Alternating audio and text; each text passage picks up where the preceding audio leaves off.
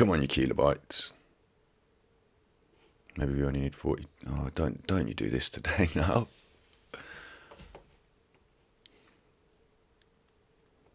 Check, 1, 2. Don't you do this today now. Do the flappy board. Check, 1, 2. Don't you do this today now. Do the flappy board. Looks alright. Kilobytes are up to 6. Oh no, they're down to 3. Oh, they're up to 4. Oh, they're 4, 4, 5. Red though. Yellow, green. Red. Oh, you see, this is a kilobytes per second issue. And we've been having this issue this week. Should have been streaming a bit more this week, but thanks to the internet, at the behest of the internet, I've decided can't because of the old kilobytes per second issue. So if you're seeing this with me hair all jerky, my face all jerky, I'm not all jerky.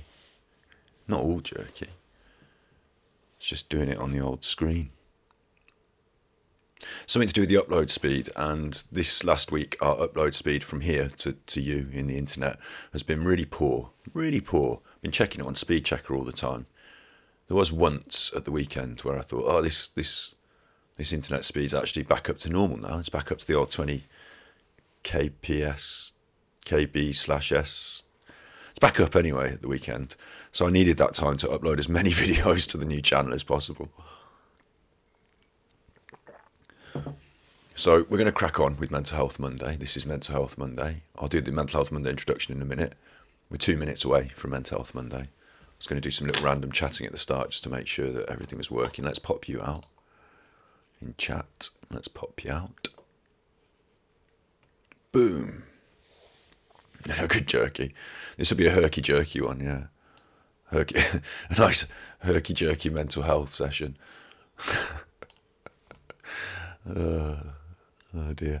And Nigel sent me a message as well, which I just saw before I'd set up for stream. So he sent me a message to say, did you stream? It came up with it. And yeah, I did try and it did this. So that's the reply to the message. So it's been doing this thing. It's my internet. It's the upload speed. Everyone cares about the download speed. Everyone's all about the when you talk about have you got good internet? Oh, I can download a film. I want to speak to you on the internet. Tell me about that, please, Mr. Internet Provider, Mrs. Internet Provider, Internet Provider of non-specific gender. It's a company, isn't it? I'll tell you something interesting about companies just before we get on to Mental Health Monday, just because it popped into my head and interesting things happen. Yeah, see, the amount of rage in the last stream. I can't be streaming with rage about internet service providing. I can't be streaming with that rage. So we're just going to crack on for today because this is important that we do Mental Health Monday today. And then I'll fiddle around with settings and I keep doing the speed test and it keeps telling me, no, you're not quick enough. But we're going to crack on anyway. And the thing I wanted to say about companies that was interesting was the company takes on a personality of its own. It's really interesting. It takes on a personality of its own. You might do a certain thing in your normal day-to-day life, and the company might do a different thing, might have a different policy. You've got to go to work. Oh, the time difference. Here it's all evening, relaxo time. I'm sorry you've got to go to work. In fact, no, I'm not. You might enjoy it. It's been, it's good that you're getting off to work again. It's good. Mental health there. It's good. See the positives in it. It's good that you dropped in. It's always nice to see you. I'm glad that you're feeling yourself. Keep feeling yourself. The thing about a company that was interesting that just popped into my head, so I just had to get it out, is they take on their own persona in a way, and someone within the company might do the thing that the company would do. Oh, in this situation, Ganji Kid and Co.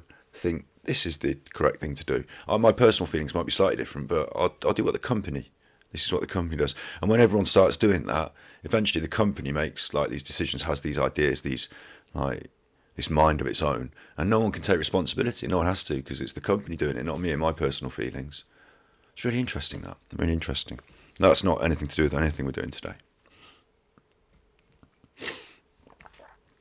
I've been working hard this week behind the scenes. We got the I've got all these buttons at the top of the Patreon. Cha-ching. That came through. So thank you. I'm really, really grateful. Really grateful for this month's support on Patreon. I need to adapt these levels again and have another little look at, we were going to do some talking about that sort of housekeeping this week, but the internet wouldn't let us. But the Patreon's there. I'm really grateful, and it's come through, and that's allowing us to do more stuff. One of the things that I decided to do is put Mental Health Monday on its own channel. So this is Mental Health Monday. Look, it's not just a thing for the screen today. It's not just a background for me to talk against. This is its own channel. On the old YouTube, on the Tube of You. The Tube of You. It's got a really complicated long channel name because I haven't given it its own channel name yet. But you can find it, Mental Health Monday. And it's only got one video, last week's video. I thought I'd upload it there. Usually I upload it to True Binaural, but what we're going to do is we're going to make a little video, a little whispered video for them. They love it over there, the whispering. I'm going to make a little whispered video for them to tell them what's been happening with stuff, the Mental Health Monday, because it's going to move to its own channel now. I've uploaded all of the old videos. They're only like, a month, they're not that old. I've uploaded them here anyway, and I'm going to release them progressively so that YouTube doesn't think we try and upload 50 videos on one day. We haven't got 50, 10. It was more than 10. Anyway, look, they're going to be dropped as re-uploads on the Mental Health Monday channel, and this will end up there on Mental Health Monday. It's got its own channel now. That took a little bit of farrago, a little bit of faffing around with uploads when the internet didn't want to upload. Back up to 6,000 now, though, look. It's heard me talking about it. The minute I look, it goes down. So that's happened, that's there. Let's move this around so I can get my chat back. Because chat goes over there. I need to get some more space on the old screen. That's what's happened behind the scenes. And I've also decided to do that for the other content, the art content. So we now have I suppose I have to show it you. I hadn't prepared it, so I'm not going to show it you. But we'll look at it another time. Now I've got a channel for when I talk about art. That's got its own little channel. And the battery exhausted channel, which became a bit of a random channel. The things that we can filter out onto their own channels more clearly are going to do that. They're going to have their own channels, all under the same, me doing it all. So that's happened behind the scenes this week. I've made a few new channels, started separating the work out. And Twitch they're supposed to, not complaining, but Twitch, they said that some of the money, look, they don't like it when I talk about Twitch. It's not going to knock me off the internet now, is it? Come on, keep rolling. Keep them rolling. Got a whole broadcast to do.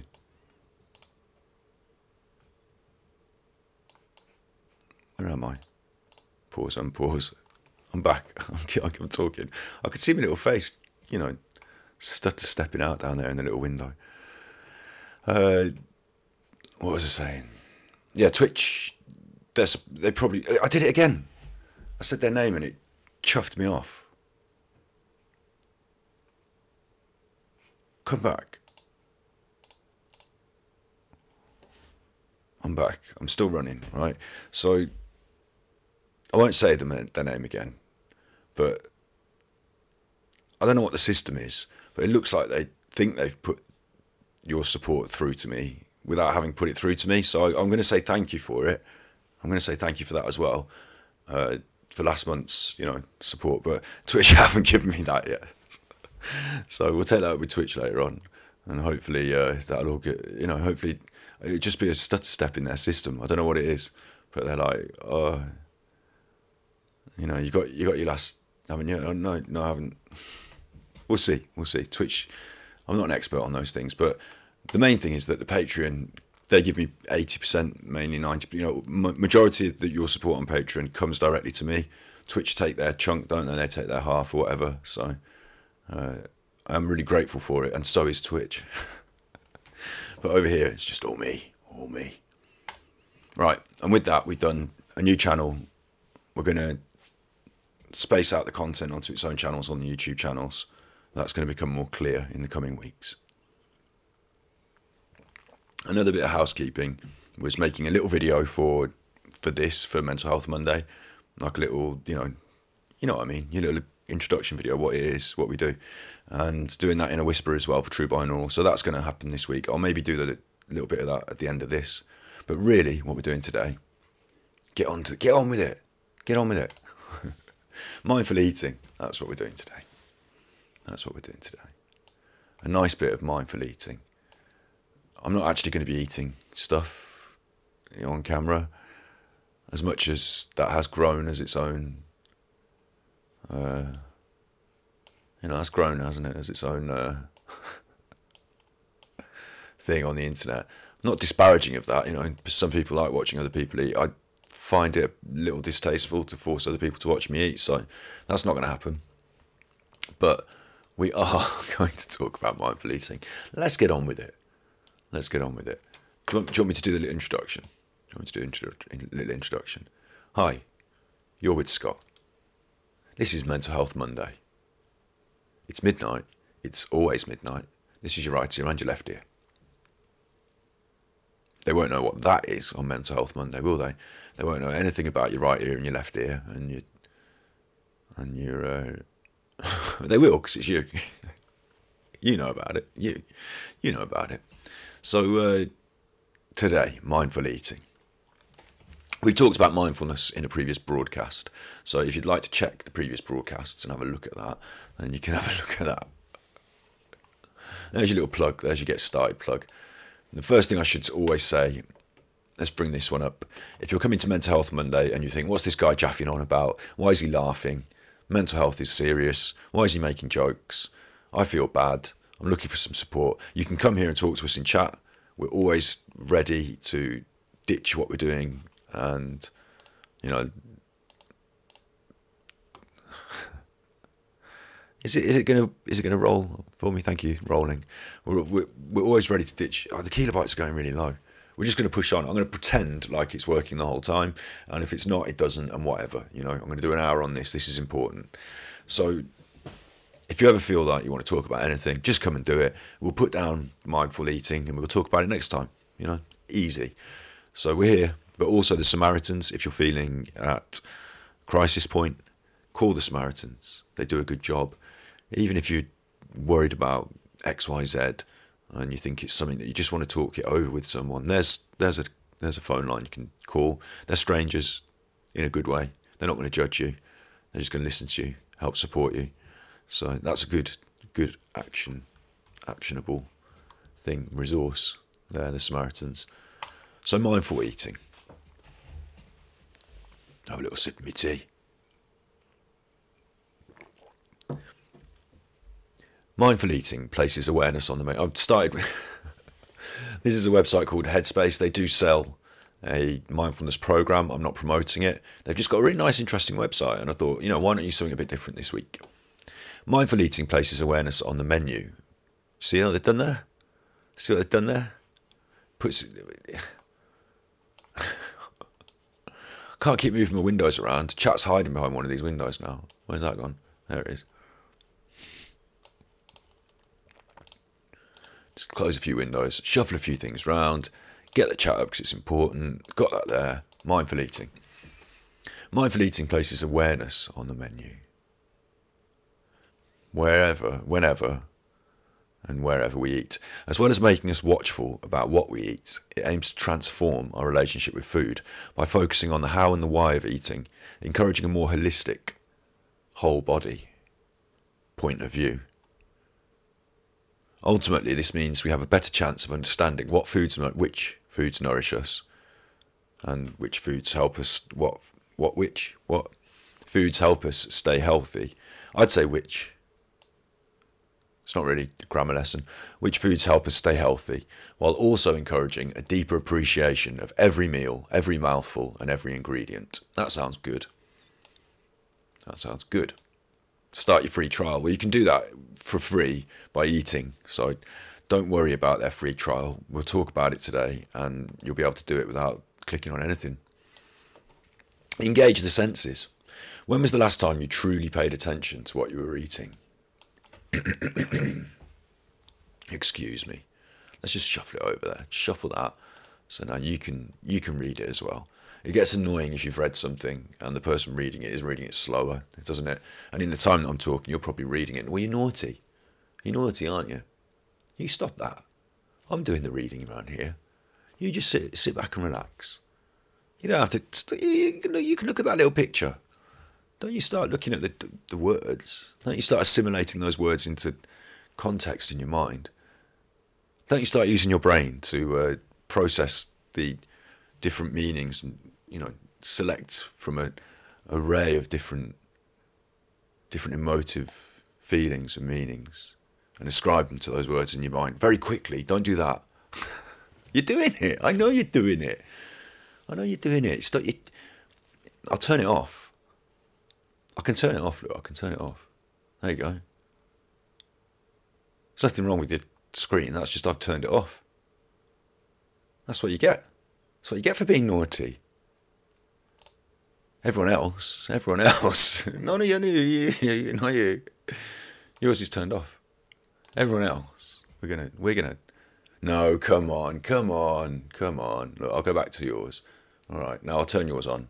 Okay, now you can come in. Come on, we'll all do. I know you're reading it. You and your quick reading. That's all right. Just be patient with me while I read through it as well, because we all want to hear it, don't we? We all want to hear it. Maybe you could read it out for us another time.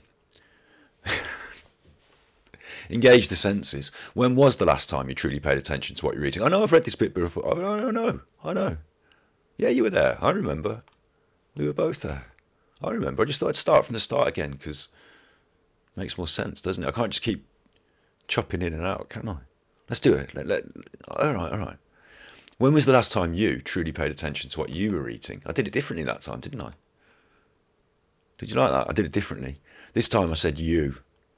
I put more attention, more emphasis on you then.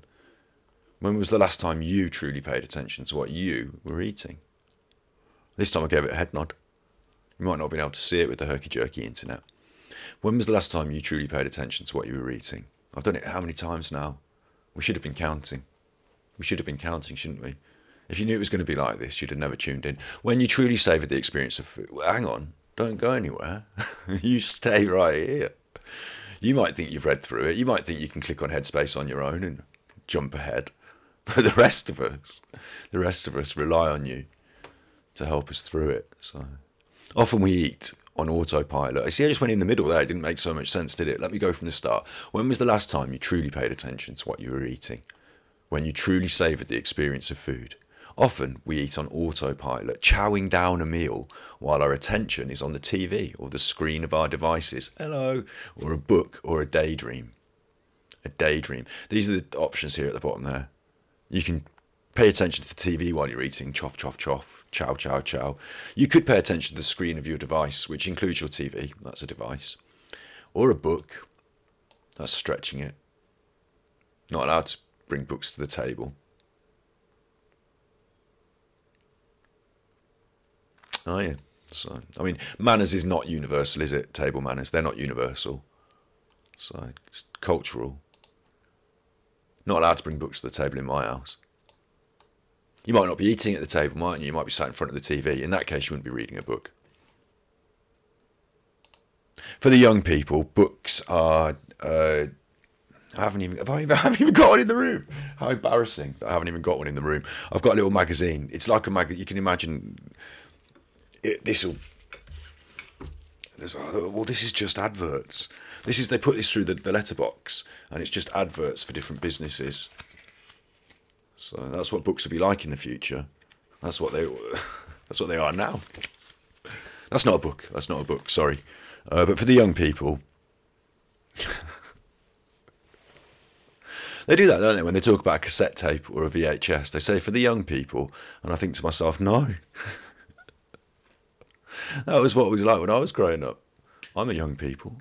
How can you be talking to somebody other than me? And then I realised, yeah, for the young people.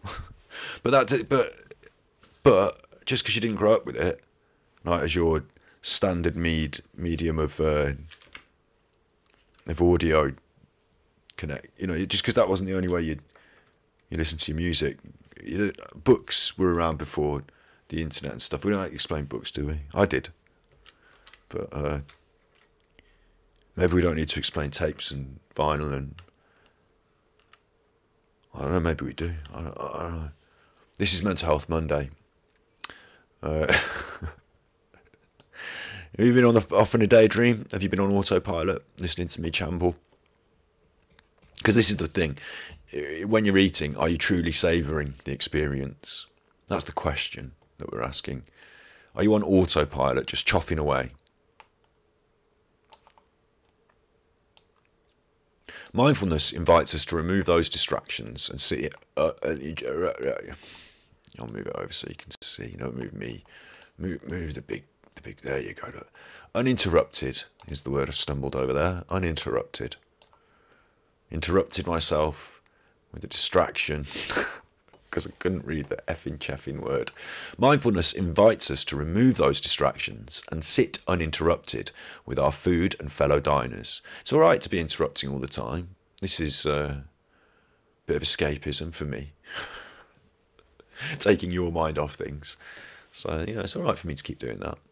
But, I will have to shut up and let myself get on with it. Mindfulness invites us to remove those distractions and sit uninterrupted with our food and fellow diners. In doing so, we begin to take time over a meal. In eating more slowly, we savour the flavours, the aromas, that's how it smells, and the textures. You don't often put your hands in your food. I think they mean mouthfeel, what it's like in your mouth, the textures, because texture I associate with that, doing that. You could find out what things are, how the texture of food is by rubbing it on your face. That's a whole different kind of story. And I have got an interesting story about that another time. We reconnect with our senses. That's just a sentence on its own now. I should have read the whole thing all over again to connect it. But it's the sentence that keeps coming up. It's just about the same thing. That one's not necessary. We reconnect with our senses. We covered that in the last one. What are we doing? We're taking time over our meal. Look at this, down to 2,000 kilobytes, still running, 3,000 up.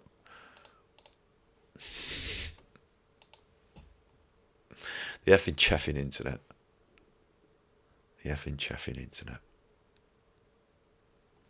So, this is about taking time to eat slowly, savour flavours and aromas. It's more than that, though. It is more than that. We're going to come on and see that in a minute.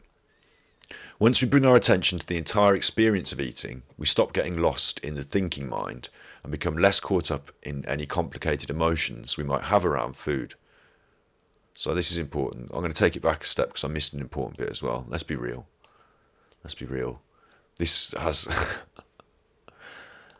uninterrupted with our food and fellow diners, remove these distractions. Now, I would suggest that eating socially is actually a good thing. It's actually a good thing. Having other people around, talking to them, good thing. But mindfulness invites us to remove those distractions and sit uninterrupted with our food. Oh, and fellow diners. Yeah. So we're not having the interruptions, we're just having the food in the diners. That's cool.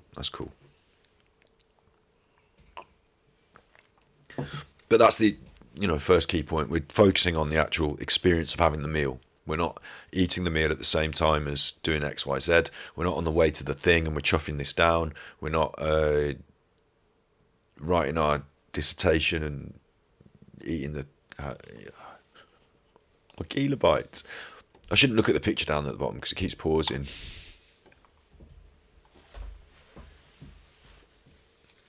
We crack on. There's no option. There's only forward now. I've spent a week fuddling with it. There's only forward.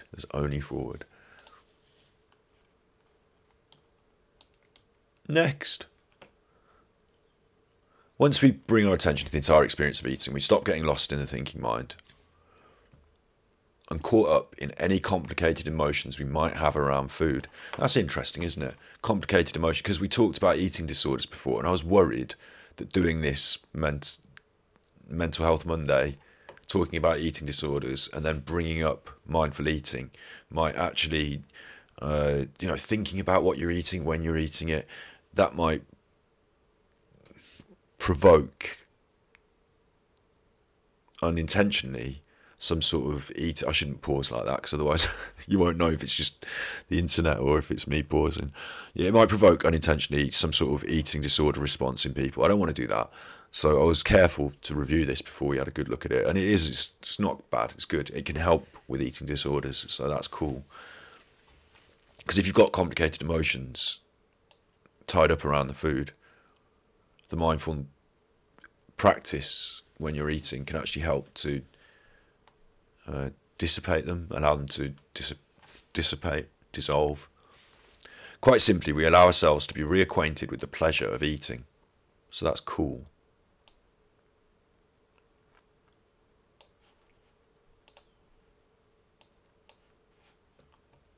There's a bit more writing. There's quite a lot of writing in this. There's quite a lot of writing in it. Look at all that. Whoa. Can't read everything. I can't. You can. Not now. A bit later. Let's get through this a little bit quicker. No more restrictions. To be clear, on its own, mindful eating is not a diet. No radical cleanses, no eliminating certain foods, no clearing out your cupboards, no fads, no quick fixes. I think it's really interesting to alight on this point because this is one of the things I wanted to, from that point about eating disorders into this point about no restrictions, is that quite often a diet, and we're going to see in a minute how mindful eating can actually help with weight loss, as the Harvard Health Medical School studies have proved. So it is useful in that context. Oh, thanks Harvard for your I do the interruptions around here. So it can help with that. But often diets for when people are looking at weight loss, things like that, healthy eating, gym building, whatever, often they tell you what you should be eating or should not be eating. Here's your list of foods. Here's your calorie limit and things of this. And often they decide that about you. But what's interesting about mindful eating is that it allows you to decide best for you about that. And that's like flip that, haven't they? They flip that in a really interesting and useful way. So we'll find out more about that in a minute.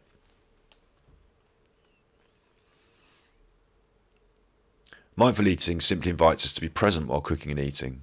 To truly say, we said that before. It's worth noting, any time we choose food based on a certain outcome, we're not eating mindfully, we're eating with a means to an end, which is potentially self-defeating. It's quite complicated. Conventional diet culture causes much of our stress around eating. People obsessed with being thin might undereat, whereas people who overeat might ignore feelings of fullness. When people internalise ideas built around dieting, the pressures and the emotions are heightened. So yeah, we're not going that way. Bringing mindfulness to the table means a kinder, gentler approach to eating.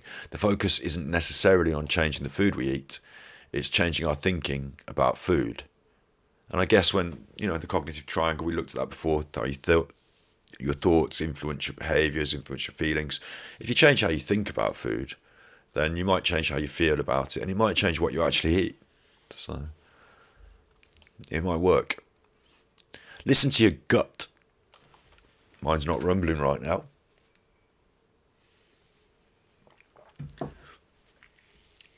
Interesting point. Because I like to say things that are interesting. Is that you actually have neurons, like brain neurons, around your gut. It's like a network.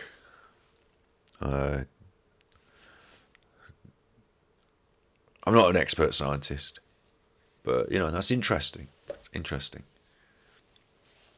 Being aware of your thoughts and emotions is one thing, but being aware of what's happening in our stomachs brings a whole other layer to our awareness. When we've burned up all the food in our bellies and blood sugar levels become low, our stomachs secrete a hormone called ghrelin, which sends a signal to the hunger centre in our brains to stimulate our appetite.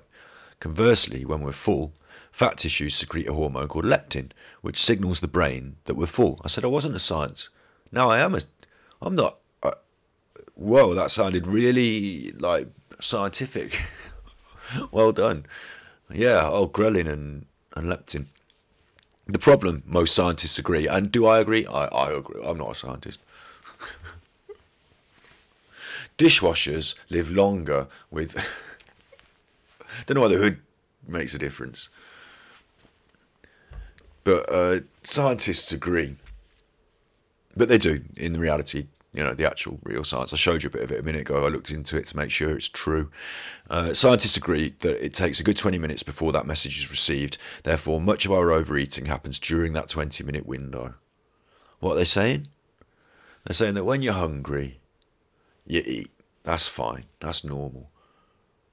But when you're eating, you get full. It takes 20 minutes for your body to tell you, 20 minutes. I've got 20 minutes more eating time. I'll have the cake.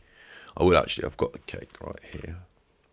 Got this bit of cake, especially for this episode, in case we're going to be doing any eating. Got it there. I'll have the cake.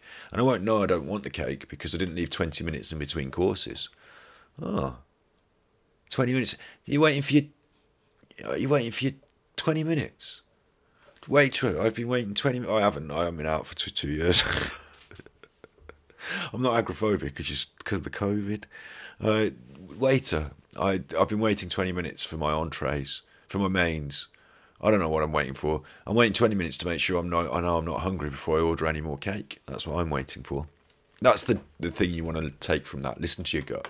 Interesting new bit of science that we didn't know. Eat something. Not sure if you're full or not. Think you might have had enough. Just, leave it 20 minutes. See if you still feel the same. Interesting. Through mindful eating, we can tune into our bodies and become more aware. Yeah.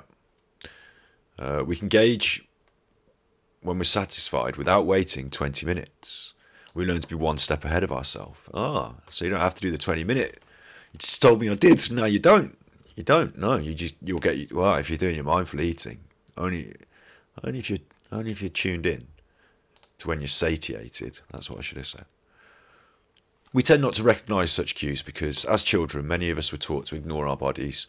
You're not leaving the table until you finish your plate, or you can't be hungry. It's not dinner time. I recognise those. That's funny, isn't it? That's funny. You're not allowed to leave till you've eaten everything. What if there are things you don't like? You're not allowed to have choices and likes. You are now, I suppose. I bet you are now. If you were my kid, you would. Eat what you want, except have this, because it's going to be nutritious. That'll be a battle. I see how it works. Are you sure you need seconds? Our conditioning around food starts early, so when talking to our own children, we can use these same cues. Our conditioning around food starts early, so when talking to our own children, we can use these same cues to show them how to listen to their states of hunger and fullness rather than ignore them.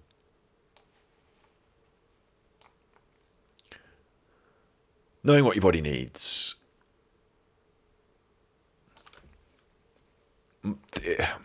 There's a lot here. Think about the questions most people don't ask themselves. How hungry am I actually? What does my body need? How satiated do I feel halfway through this meal? Am I scarfing down my food or enjoying it? Am I denying myself food because I like it or think it's bad? Is this portion too much or not enough? I mean, maybe we do ask these questions. Maybe we don't. A 2013 study found people who implemented mindful eating into their lives ate smaller portions. Awareness is something we can also bring to the supermarket and the kitchen. It helps us learn not to make choices that are automatically influenced by external thoughts, but instead by our own internal knowledge of what our bodies need. That would be difficult in the supermarket with all their chuff going on. The mind's powerful, and when left untrained, it can be susceptible to both emotion and habit. That's all the chuff that goes on. So what's your relationship to food? I was going to pop that up there with this little picture.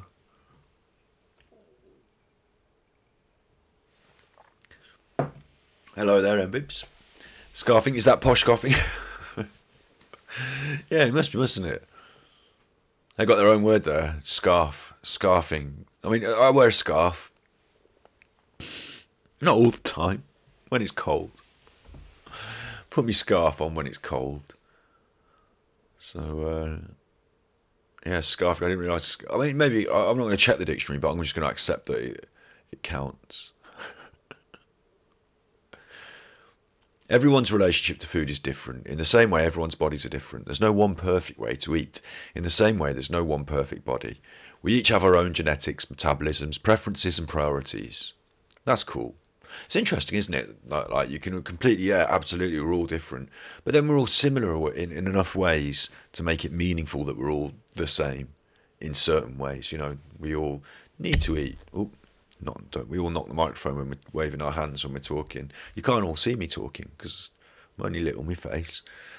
Everyone's relationship to food is different, but it's all similar as well. And yeah, I don't know. It's cool, isn't it? It's cool. That's cool. Some of us gorge, some of us graze. Again, I'd say some of us, all of us do both, don't we? Maybe some of us more often eating more different habits, different ways, but pretty sure all of us have had a bit of a gorge, haven't we? Bit of a Georgie. Some of us graze. Pretty sure, you know, depending on situation, we've had a bit of a graze. Some snack, some comfort eat. Some undereat and others overeat. Again, I think we can all say that we've all eaten something for comfort value as opposed to nutritional content. We've all had a snack. Hopefully you've had a snack. If you haven't had a snack, I really do. You know, actually, I'm laughing about that, but there are people out there who don't have a snack because they're struggling. We've all eaten a bit too much cake one time. So, you know, we all have really. But for those people that are struggling, they're not watching me talk about mindful eating, are they, on the internet? They're busy doing something else. So I didn't laugh in their face then, and I'm not laughing in their face now. But some undereat, others overeat. Some are gym bunnies obsessing about stacking on the pounds, while others are diet junkies. Diet junkies, did I read that right? Junkies, like, that's a heavy word for diets. Not an expert in that area. He says eating a small piece of cake. Small piece.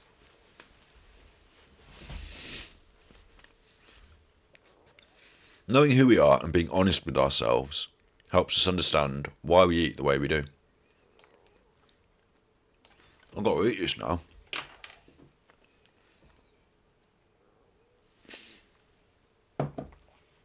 You can't even read it because I pushed it over the side there. Look, let's move it so you can. That's a good picture of a bit of cake, though, isn't it? That's a nice bit of cake picture. Let's get them all on the screen together. This is a good bit of writing as well. I like this. Food doesn't just jump to the plate or from the shelves on its own. Looking at you. We're looking at you. We're looking at everyone. That's how it comes, isn't it? We do it. We do it. Food doesn't. It takes a hand to reach out and choose a certain item, and more often than not, that action's based on our thoughts and our feelings around food. Cognitive triangle. Your thoughts influence your feelings influence your thoughts. Both of those things are influencing your actions, in this case your choice around food. So these things are going on, rather than the nutritional requirements or a regime of what's good for our bodies. And pushed to the other extent, you know, some people are following that nutritional regime. I'm not saying here that mindful eating is going to turn you into a strict disciplinarian around those sort of aspects of eating, nutrition, and you know, you can still enjoy your cake. Holding it up, you can't see it. There it is. That's only a little bit, isn't it? It looks funny because it hasn't got any. It's vegan, isn't it? It's just got none. So it looks a bit funny, but it's cake, I promise you. And it's all about enjoying things and the way they taste and what they are and things like that. So maybe some people think about these regimes of what's good for you, these healthy foods, as being, oh, I don't really like that, salad. Asmongold, I'm not going to eat a salad, But these are foods that for millions of years humans have existed on and enjoyed. Like, we've evolved alongside you know, vegetables and fruits. And we're going to look at that more a little bit later in this episode, hopefully, if I can get my talking done. But yeah, so there's a lot of joy in those foods that maybe you don't appreciate because you're not taking time to appreciate them for the different reasons. This mindful eating might bring out some of that joy, and it's a bit of a balance, I think, at the good end, where you're looking at nutrition and you're looking at what's good for you, but you're also enjoying things because you like eating them. You know, that's comfort food. These are the reasons. When you're not understanding why you're doing it and you're just doing it out of habit, can be detrimental. But if you choose to decide to eat something for comfort reasons, that doesn't mean that you're, you know, ruining your head or your health. You can do that sometimes. That's okay as well. The more we notice how our daily food intake is influenced by those thoughts and emotions, the more we notice those patterns and how we've been conditioned over the years. Now that's interesting. And that's big. They just slip it in there. Being conditioned over the years, recognising the early influences. You know, this society that we live in. Hello there, Stella. It's nice to have you here. It's nice to have you here. Sorry, I'm not laughing at you. I'm laughing because I don't always look at everything in the chat, and then I just saw, do you see faces and cakes? So it's nice to have you here, Stella. And do I see faces and cakes? If so, don't eat it. Or do you mean feces? No, I don't. I've never looked for a face in a cake. Mine don't have features. Pretty even all the way through there. Consistency. Dense. Quite dense. Is this 18 plus? This is not 18 plus. Although it depends. It depends. I don't know where that question's going. So is this 18?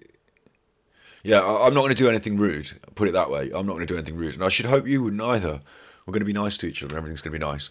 If your cake says "Don't eat me," in that, if it's saying, physically saying it, you shouldn't. Oh, if it's got a face on like that picture as well, yeah. If you see that face on it, then probably no. Probably no. Probably get it on the old internet. Probably get your phone and video it. Put it on the internet. Get 1 million views out of your cake face. Face cake.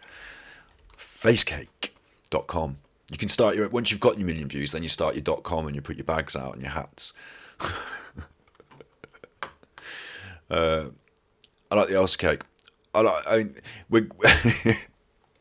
Now I'm being dragged into a cake-based conversation, and whilst I'm eating cake, and I'm an advocate for cake. Absolutely, big fan of cake. Now you got me doing it. I'm doing it. That happened by accident. That wasn't mindful eating. It was just that close to my face. I thought, hello. Mouth went into action. That was autopilot. That's what I'm telling you not to do. Oh no. That was a bad example of mindful eating. Not a good. That was bad. The point we're making here, aside from cake, is how we've been conditioned over the years. All right. I really think this is important. I really want to make a point about this. Is the ideas have sort of been handed down from generation to generation, depending on where you live, depending on which part of the world you're in. You'll have different ideas about what you should be eating, what you normally eat, what you see as being exotic or different or those ideas will be different around the world. And how we've been conditioned, it actually used to be the case. Really interesting point this. After the Second World War, there was a bit of a problem. And I certainly know this in Britain. A bit of a problem. The old food, the rations, the amount of food they had, the amount of people working in the fields, those sort of things. A bit of a problem. People weren't spending so much money on foods, luxuries. They didn't have so much money. Things were difficult. We had a war. It finished. They were rebuilding. As part of that rebuilding process, the government tried to educate people to keep them healthy, and also to support industries like the dairy industry and the meat industry, the farmers, because the farmers who own a lot of land have a lot of influence on the government, because the people who own lots of land end up being quite rich and put a lot of say and sway. These big farmers.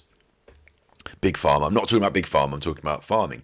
So anyway, so there was this like campaign by the government to teach people, go to work on an egg, eat more of this, eat some of them, and it was promoting certain ways and things. Over the years, we discovered things were wrong in that campaign. It's not a good idea to eat an egg every day for breakfast. High cholesterol. It's not a good idea to eat lots of red meat. High cholesterol, bad for your body. Like, we're learning now with modern science more about what's good for our bodies, and the things that maybe my granddad would have said were healthy, some of them were, like carrots are good for you. My granddad used to say carrots are good for your eyes, and they are. Vitamin K in carrots, I think it is good for your eyes, and the fish is brain food. Well, I'm a vegan now, so like, let the fish eat their own brain. Don't eat your own brains, let the fish have their own brains. But point being that we've got new ideas about what's healthy. So what we've been conditioned to do over the years, eat a turkey at Christmas, have a hamburger, have a pie at the football. These ideas might not be the best ideas. They're just what we've been doing over the years. Traditions, the way we used to cook 100 years ago, we like to keep them up. They're interesting, they're part of culture, but they don't have to be your regular everyday mealtime. You don't have to eat like people did 100 years ago. You don't have to do that. You can throw that all away, all that 100-year-old rubbish ideas. Some of them are good ideas. Some of them are nice dishes. Yes, absolutely. But you don't have. You can start from scratch and say, what's a good idea for me to eat? What is actually a good idea for me to eat? Are crisps and chips? Are they really? I eat them because they're there all the time. All my life, I've never not known potato chips. Never not known crisps. Never not known. Always been around. But have I consciously been choosing the right things for me? Is that good? I don't know. I mean, should I look into it? You can look into it. All the information is out there now.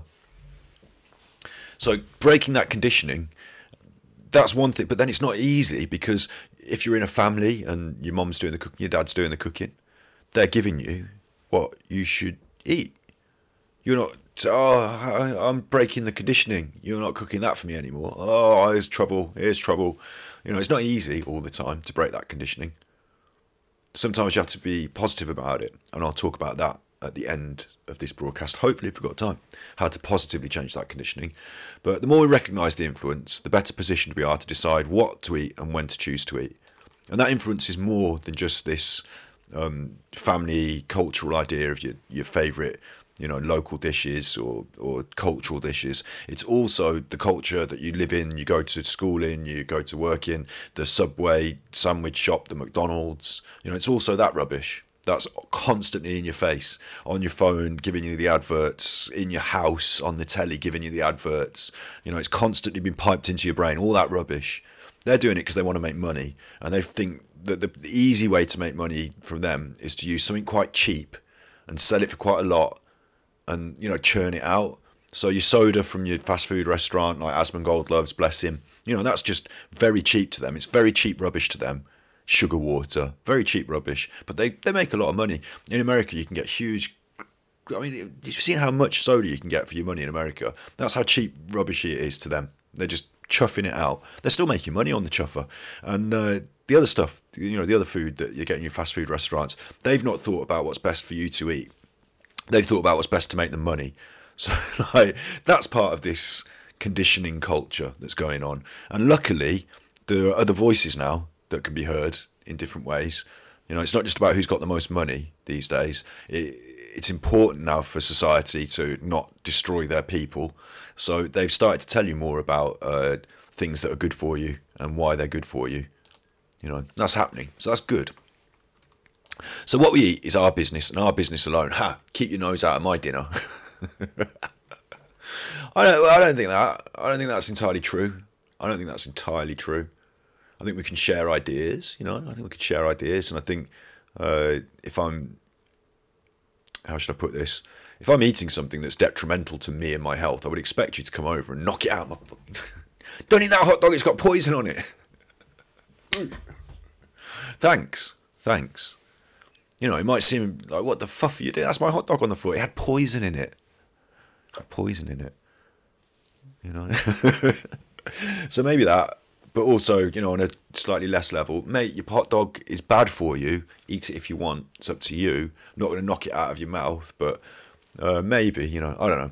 Maybe it's not our business alone. Maybe it is. But mindful eating helps us to determine what's right for our bodies and our health. That's cool. That's cool. And interesting, they started here. Food doesn't jump to the plate or from the shelves on its own. So they're asking you to think about these things before you even get to the dinner, before you even started chuffling in it. Think about why you're eating, what choices you want to make in the supermarket before you get there. Yeah, that's an interesting concept. Probably quite good for us. Well, I say probably. Scientifically, this isn't the only. I thought this was the most provocative. Oh, well, hello. I thought this was the most provocative one, though. This isn't the only bit of medical journal that I've been reading on this subject over the last week. But it is a nice provocative one. Look. And it's Harvard. They're posh. Posher than me. Posher than me. So, yeah, it's true. It's science. It's science. And this website's got these nice pictures of bananas. So if you don't like the science, we've got everything. Got everything, haven't we? Got the bananas. Got the science. That's double whammy. For people who undereat, this effective awareness, maybe they eat more. For people who tend to overeat, maybe they consume less. Others find their eating patterns remain the same while their thinking around food changes. In this respect, mindful eating is an equalizer. Equalizer. Everyone can get something out of it. Everyone can get something out of it. It helps us to find a balance in how we relate to food. So maybe that's what they meant when they said equalizer, because I took it for a different meaning, but maybe they mean the balance. A nice balance. That's what I was saying earlier. You don't have to be, you know, purely raw vegetables. That's not what we're looking for. And we'll talk about veganism a little bit later. I keep mentioning it a little bit. I am vegan. Oh, it always comes up. Oh, you always talk about it. Why do you always talk about it? Well, you can't talk about food without talking about food, can you? So we're going to talk about it, but equalizer in that we're creating more of a balance. So that's going to be healthy. And being balanced means you can have some of the things that maybe we're going to say, oh, they're a bit naughty. Oh, they're a bit naughty. But maybe you can have some of them. Some of them. Bringing awareness to the table.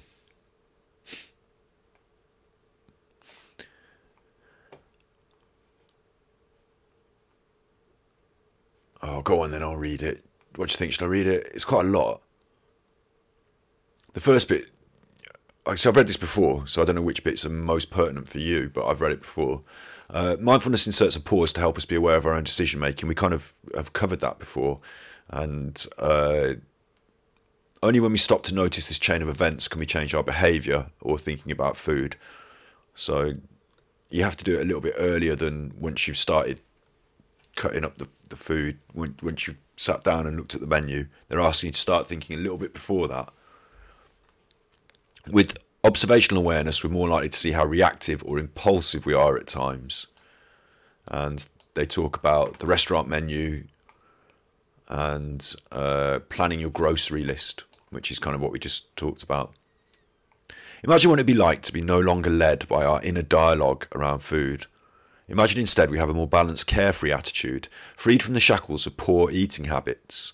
As we step away from all the unhealthy thinking around food, we cultivate a sustainable and balanced approach to the way we eat and the way we look. Essentially, we get to re-educate ourselves. We get to enjoy food again. That sounds nice for everyone. Got a little bit of cake in my teeth. Enjoying that for the second time again. Enjoying that again. Food for thought. And look, is it our little friend, the avocado? Look, it's our little friend, the avocado. Us vegans, we love an avocado. Love an avocado. Oh, look at that. Oh. But actually, hang on. This avocado, that's two slices. That's one avocado sliced down the middle and separated out, isn't it? And there's the stone in the one half and the other side.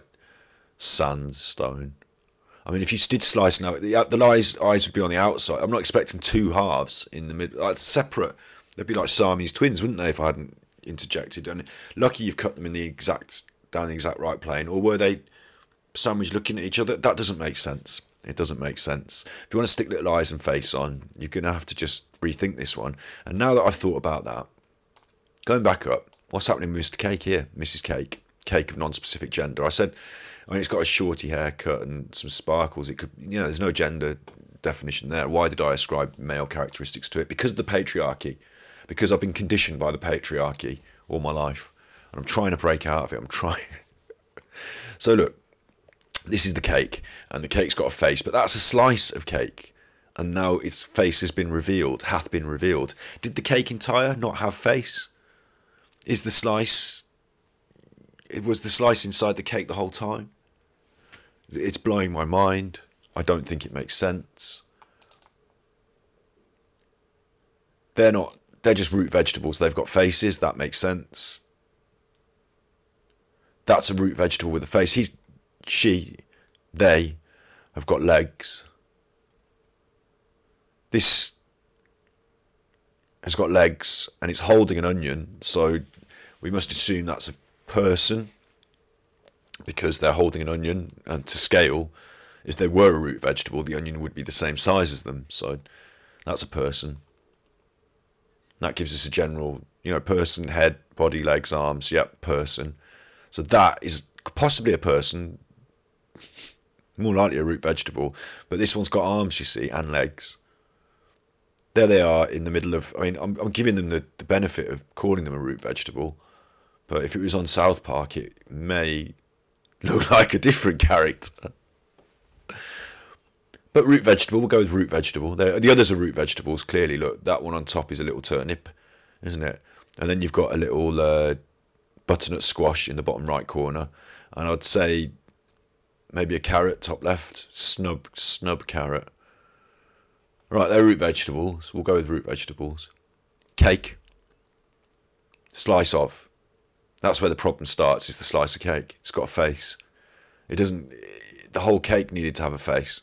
So that's problematic. Banana, again, look, what's happened to banana? Banana has a face. And once you peel banana's face back, you reveal an inner face. A winky face. Was that a fake face on the front of the banana? Is that a fake face? Nature does these things, doesn't it? Like an animal, like an anglerfish might have a fake thing hanging out in front that's not really a little fishy like it looks like. It's just something hanging out in front. Or a bird might have plumage that looks like eyes, like a peacock, and they're not really eyes, they're fake eyes. That might be what's happening to the banana there. That's a protective shell, and it's fake eyes scaring away the... But underneath, it really does have a face right there in the same place, so it wouldn't make sense. Winking at you. And the avocado is two slices of the same whole.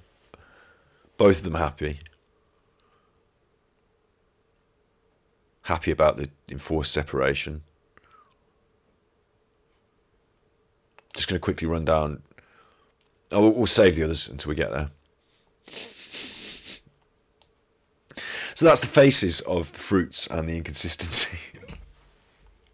This is Mental Health Monday, every Monday at 8 PM GMT here on Twitch, regardless of the internet speed and capability, every Monday.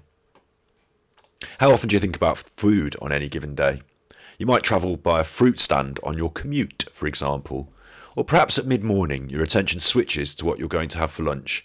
Maybe you do, who's writing this. Maybe you work in the metropolitan commute and you walk past your fruit stall. I don't go out. I live in a house. I don't go out because of COVID. But I do think about food. I'm thinking about it now. Maybe you're craving a big juicy steak. No thanks. Maybe all you can think about while heading home is that ripe avocado waiting for you on the counter. In my house, the cat would have knocked it off. Food can't be blamed for any of these thoughts. Food is simply the object of our fascination and cravings. It has no power over us in of itself. The power rests in our emotions, our conditioning, and our decisions. We have inadvertently trained ourselves to listen to voices in our head, voices from the past and messages we've internalized from the media. We might restrict ourselves because we're obsessed with being thin, or we might eat everything on our plates because that's what some adult drummed into us. And that's this is on another level now. That's a happy. Is it a light bulb? It's not, is it? It's not a light bulb. Everything else has been a vegetable. Could it be a vegetable? Eating a sandwich. Hi Snips, nice to see you. This is a good topic. It is. It's just not a good internet connection, unfortunately. But coming up to the hour, I was going to do an hour. I was going to fit in some other stuff at the end as well about housekeeping and bits and pieces. But no, we're pushing. This Harvard Medical Health, look, proof, science, mindful eating, proof. And we're running through a bit more of a light-hearted web page. That's giving us a good overview. And then we're going to get on to 6 ways to practice it. And then I'm going to talk about vegans. They're not vegans. That's vegan stuff. What? Get that off them. Get that off. Get that off. But I will mention it briefly at the end, all the way through and at the end. And we've also been seeing that these little faces, these little characters on this website, like that's an avocado, but it's got a face, but the face is inside of itself. And this thing is eating a sandwich, and the sandwich doesn't have a face, probably because it's already bit it off. It's already eaten the face. Food can't be blamed for any of these thoughts. That's what we're saying, look. Interesting that the one at the bottom, we might eat everything on our plates because that's what an adult drummed into us. I mean, that was... I'm probably not the only person here who recognises the concept of having to finish all your dinner, am I? But even though it said it there, I still don't think it's bad because it's been drummed into me. I can't escape that. It seems like a good idea to eat all my dinner. But it's saying here, what it's actually saying is that even that is one of those ideas that maybe you don't feel, maybe you feel full before you finish your dinner, and maybe that's okay. Maybe put less on your plate to start with. Maybe you'll learn to do that after more mindful eating practice. But just eating it because it's on your plate, that's not mindful eating. That's doing the thing because you've had it drummed into you, because of your routine and your social conditioning. And, we're breaking away from that. It's interesting. And it's interesting that food can't be blamed for the thoughts. Thoughts, ideas, feelings, the cognitive triangle, actions. We can be involved in that. But the avocado itself... another reason that... Well, a little quick bit of vegan chat here. People say, what if animals are alive and also a plant is alive as well? So you eat things that are alive, don't you? But, an avocado doesn't have its own thoughts and drives. And we're pretty certain on that. Other than to propagate. And the plant does propagate. Me taking the avocado doesn't kill the plant. So, yeah. Food is not giving me funny ideas itself. The food itself is not giving me any ideas. They're all everything else around it. And here we've got a happy headphone wearer eating a burger. That looks like, and it probably is very reflective of me. I do eat a lot of vegan burgers. Without understanding the thoughts and emotions involved in our relationship with food, there can be no room for change. One of the biggest realizations that comes with mindful eating is how much we're influenced by what we think and feel.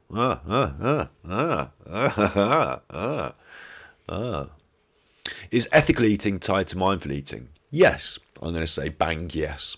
Yes. Just quickly show you a couple of things. Mental Health Monday's got its own YouTube channel now. That's what I've been doing this week, uploading loads of videos to that. We're going to upload them to there, so you'll be able to see this episode there in the coming week. And at the start we talked about some of these other aspects up here,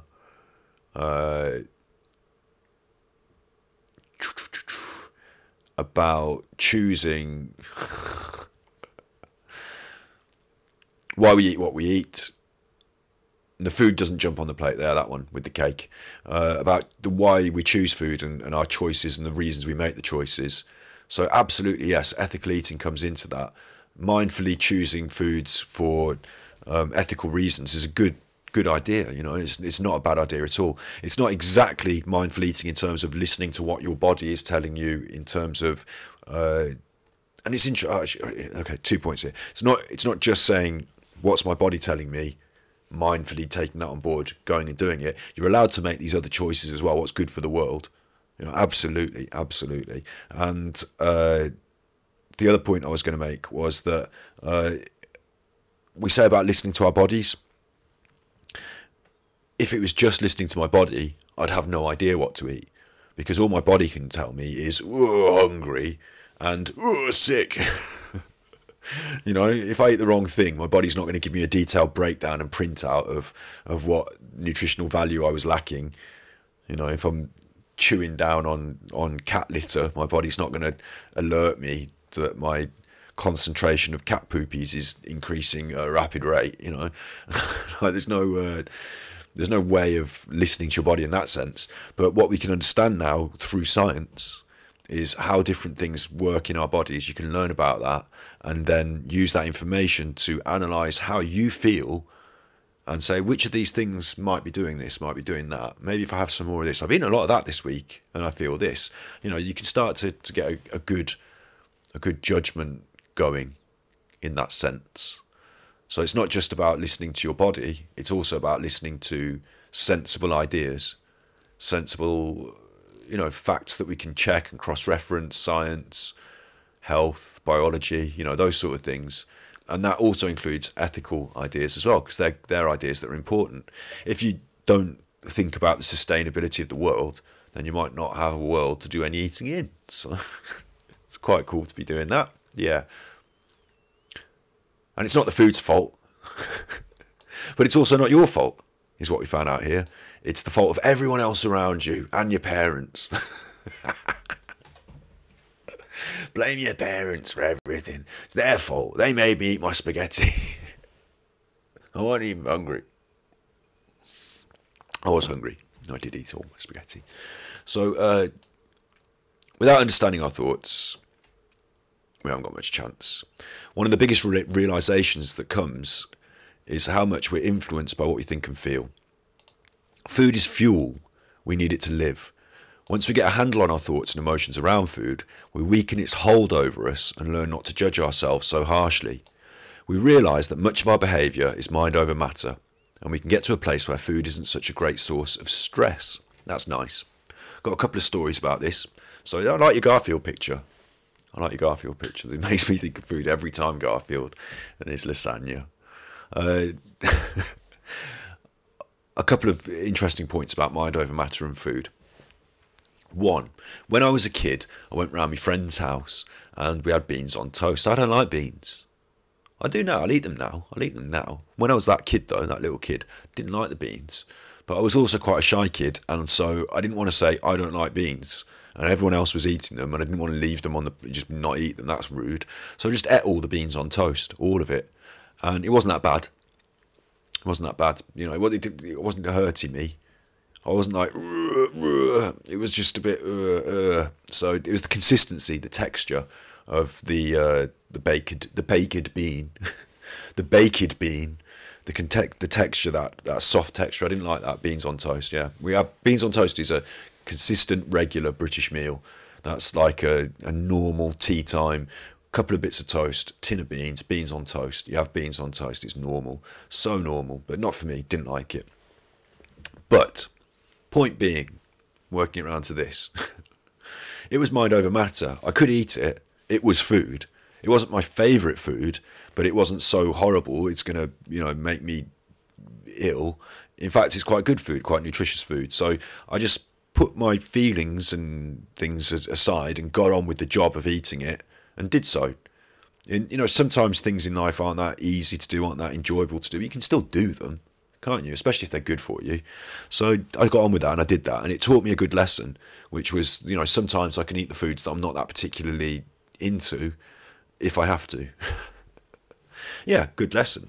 And then mind over matter.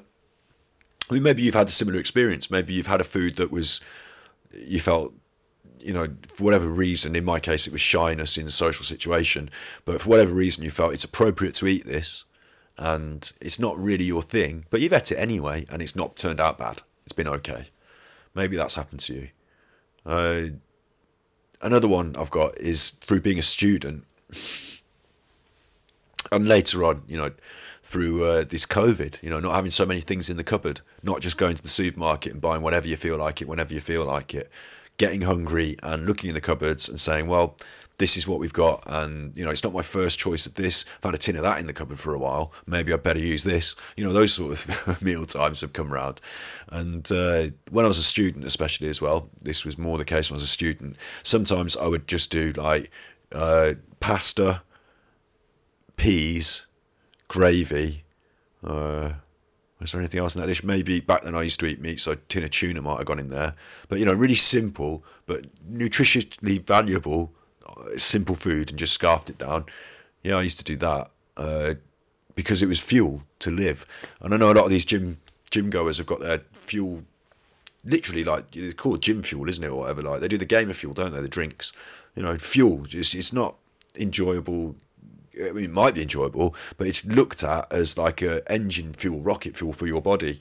It's in this different context, isn't it? We're talking about enjoying things, choosing them for good reasons, for nutritious, for environmental, as we will see in a minute, for other experimental reasons, and enjoying it and taking it in and it being good for you, and not just good for you physically, but good for your soul, to take your time over these choices, and then to take your time when you're eating and enjoying these things.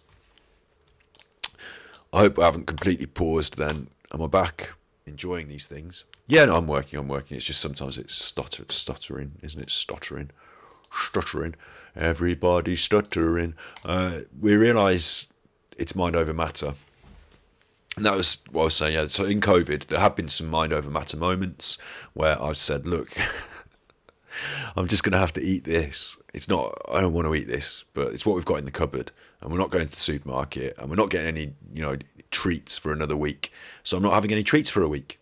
The end, yeah, that's happened. And it made me realise again, mind over matter, how important some things were and how unimportant other things were. My treats weren't that important. I started making more cake, I'll tell you that. I started making myself my treats because that's cheap, affordable, and it's in the cupboard mainly. The egg is replaceable with some of the things in your cupboard sometimes. But yeah, that's just a little chat about that. And that's what this is. It's mind over matter. It's not about judging ourselves. It's not about falling back on our own old ideas. This is a good one. This is a really good one. If you're a younger person maybe who gets forced to eat your greens, or if you have internalized that concept of I don't like vegetables, maybe it's slimy mushrooms, maybe it's bitter broccoli, there's sprouts. There's a few things out there that consistently, as we've talked about, culturally you've been taught aren't very nice. But maybe you yourself might want to, independent of these people telling you, you might want to check that out yourself. Do you really not like this? Is it the way it's been cooked? Is it that maybe someone else can do it? Maybe char-grilled broccoli is nicer than boiled broccoli. Maybe a mushroom's got a lot of water in it, and maybe if you cook out that water first in a dry pan before you then start cooking with the mushroom, it's got a lot of strength and flavour and less of that slime. Maybe there's different ways of doing things, and maybe you could rediscover something that you'd written off. Mind over matter. It's not just fuel. But if you want to treat it as fuel, you can, and when you start looking at it like that, you start opening out things that you might consider eating, even if you, as your parents used to say, they'll eat it if they're hungry. Yeah, I had that, exactly that as well. You'll eat that if you're hungry. But I used to think, well, I am hungry, but I don't like that. So how is this working? And I used to remember sometimes chewing something up and thinking, oh my God, I don't like this. Now what? Like, do I have to swallow this? Can I spit it out? And I used to think the adults had all the choices. So if I don't, maybe I can have the things I want and not the things that I don't want. Maybe I can choose. But it was only when I became a more cognitive adult myself that eat it if I'm hungry really came into force. Yeah,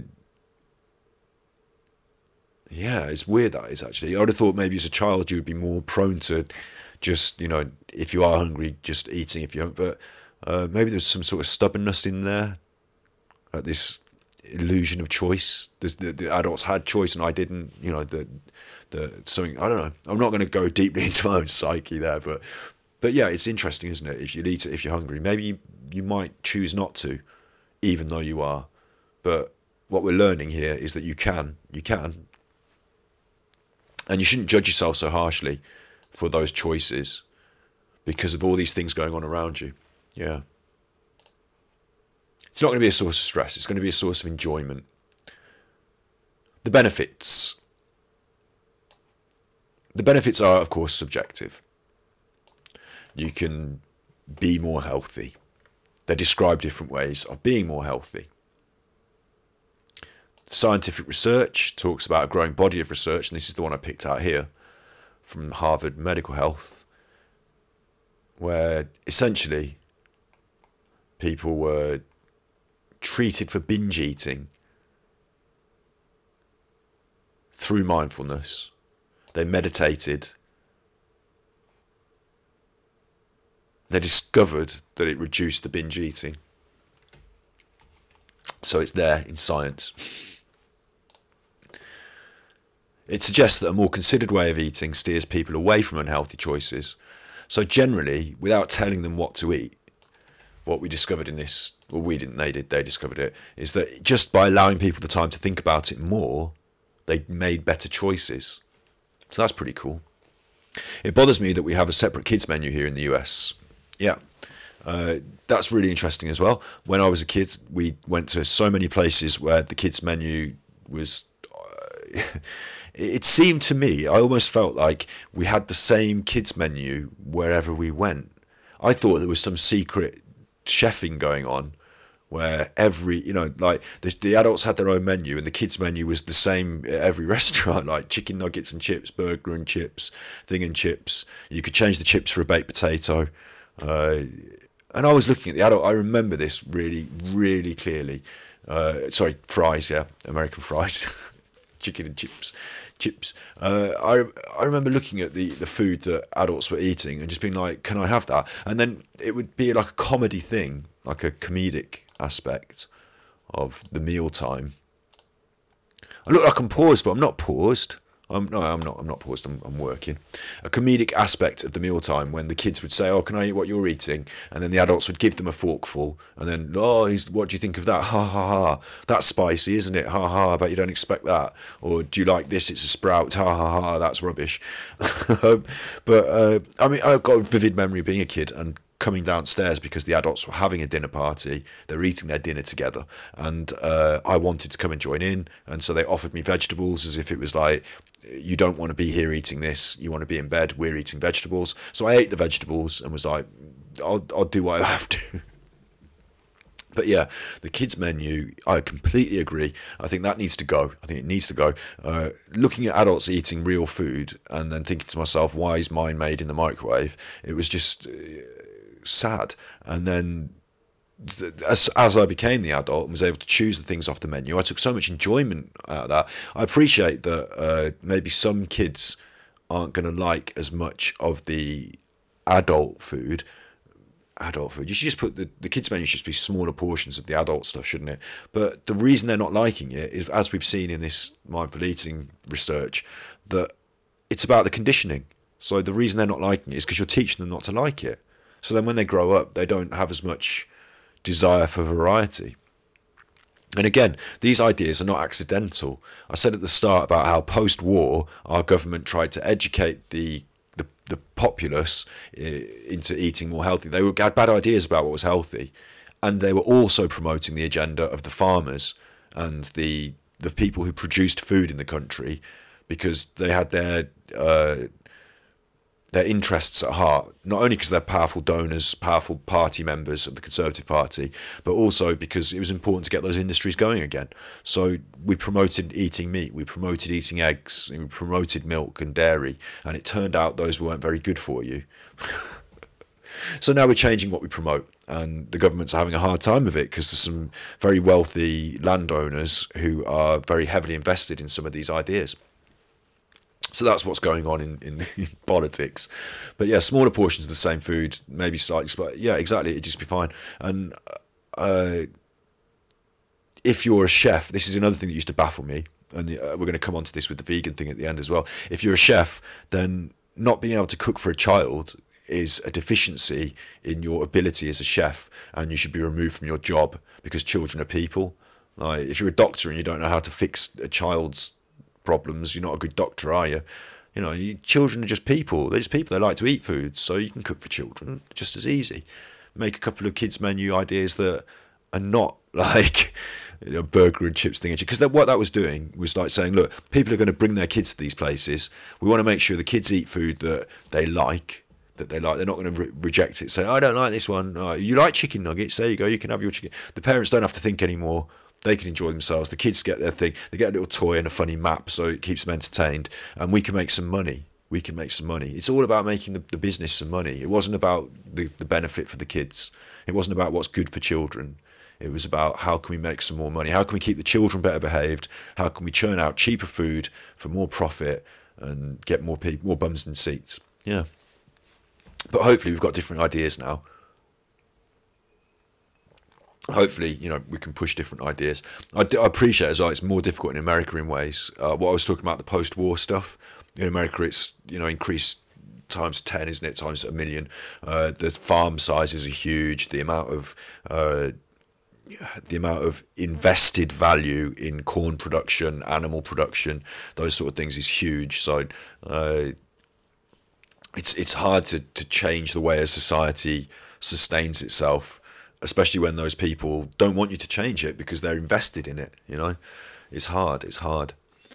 But the main thing I believe is that if people are educated, you know, if we're looking at, this is a really great, what I love about this week's Mental Health Monday, hopefully you will be enjoying this too, is that this that we're doing today is part of that.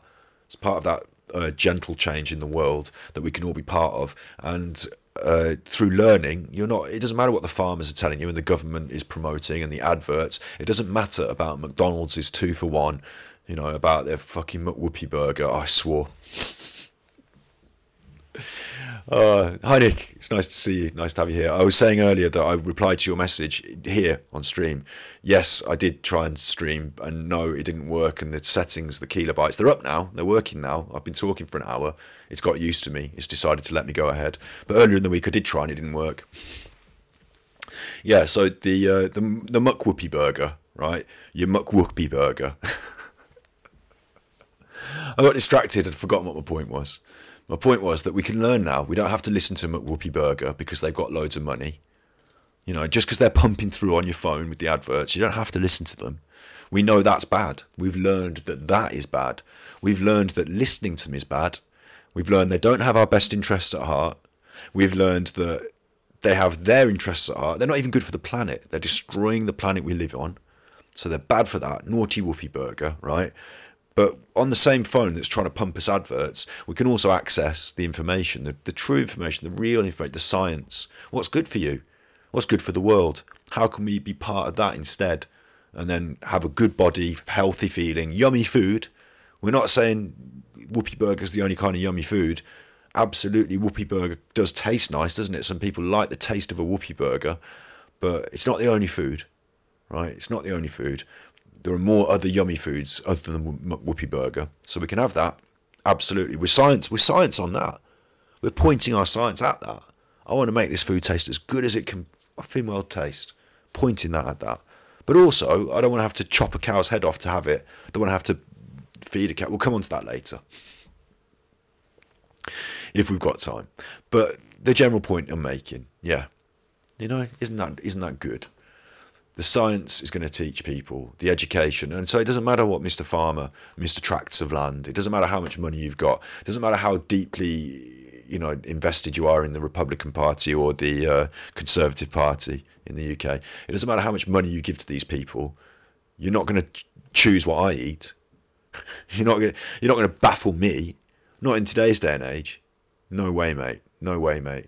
I'm not going to be fooled by you with your money grubbing, with your horrible, nasty ways. I'm not going to do things that are good for you and your horrible money. I'm going to do things that are good for these people and their well-being. I'm going to do things that are good for my family and their well-being.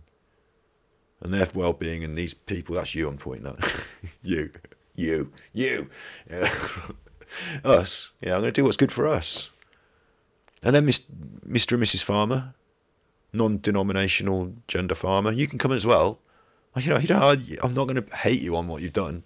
You just got to stop doing it. Leave it alone. Come on. You can change. You keep your tracts of land. We'll plant. So you're already growing soybeans. Well, it's all right then. Why you want to feed them to the cows? We'll talk about that in a minute. A recent review of the literature concluded that mindful eating promotes not only positive eating, but also leads to moderate and sustained weight loss. We looked at that. More studies. They looked at 18 different studies in a review about mindful eating and overeating. So it's all there in another link. The difficulty with diets is that most people lose weight in the first year, but the vast majority regain that weight with the following 5 years. The initial... that's clever, isn't it? That initial weight loss is often considered a success story. So when you see those pictures of I lost all these pounds, the weight's come off, it doesn't matter what they look like in those pictures. It matters how they live the next 10 years, doesn't it? They might put it all back on. Oh, that's interesting. Whereas mindful eating is not that, is it? It's changing how you think about things long term. It's a sustainable... Hey cow, that's my soybean. Yeah, exactly. I don't not feel bad for the cows though. You know, the cows don't want to get pushed around and brutalised. So, I wonder what it'd be like if we bred a human to produce as much milk as possible. If every generation this is going somewhere I don't want it to go. I'm not going to get too following down this road, but just to point out, what would it be like if you developed, hyper evolved a person to be a certain way, just to produce. It's natural in the animal world that the milk production, isn't it? Let's not have the natural. Let's go mad. Let's see how much we can pump out. Yeah, generation by generation as well. Let's change them. Let's change their DNA. Can we change the DNA? Are we allowed to do that? Can we get in and change their DNA? Let's change that. I'm down here. I'm rubbing my hands. Let's change their DNA. Can we do that? Can we change their DNA? What isn't it? How will they? They're not designed to. How will they feel about that? Fuck how they feel. Don't swear. I've got to edit that out now. It is not 18 plus this stream, but don't swear. Swearing's bad. I just said it. I was impersonating an evil farmer. It's not even that they're evil. It's just they're confused. Some of them are evil. Right. Headspace for mindful eating, and they're going to sell their 30-day course. Forget their 30-day course and their book. Well, you don't have to forget it. You can get it if you want. It might be nice. Not on my behalf. I don't know. I haven't vetted it. I can't tell you. It's just a nice website with some good tips. And these are some good tips which I wanted to talk about. Stock your cupboard with foods you like. That sounds daft. Who's going to stock their cupboard with foods they don't like? But it's fine. You can put things you want to eat in your cupboards. That's fine. You don't have to throw out all the food you like. Try eating with your non-dominant hand or using a different utensil. That's a bit of fun. It's a bit of fun, isn't it? If you eat right-handed, try eating with your left hand. What it does is it automatically slows you down and makes you think. Quite interesting. Explore new tastes, textures or flavours. Again, textures.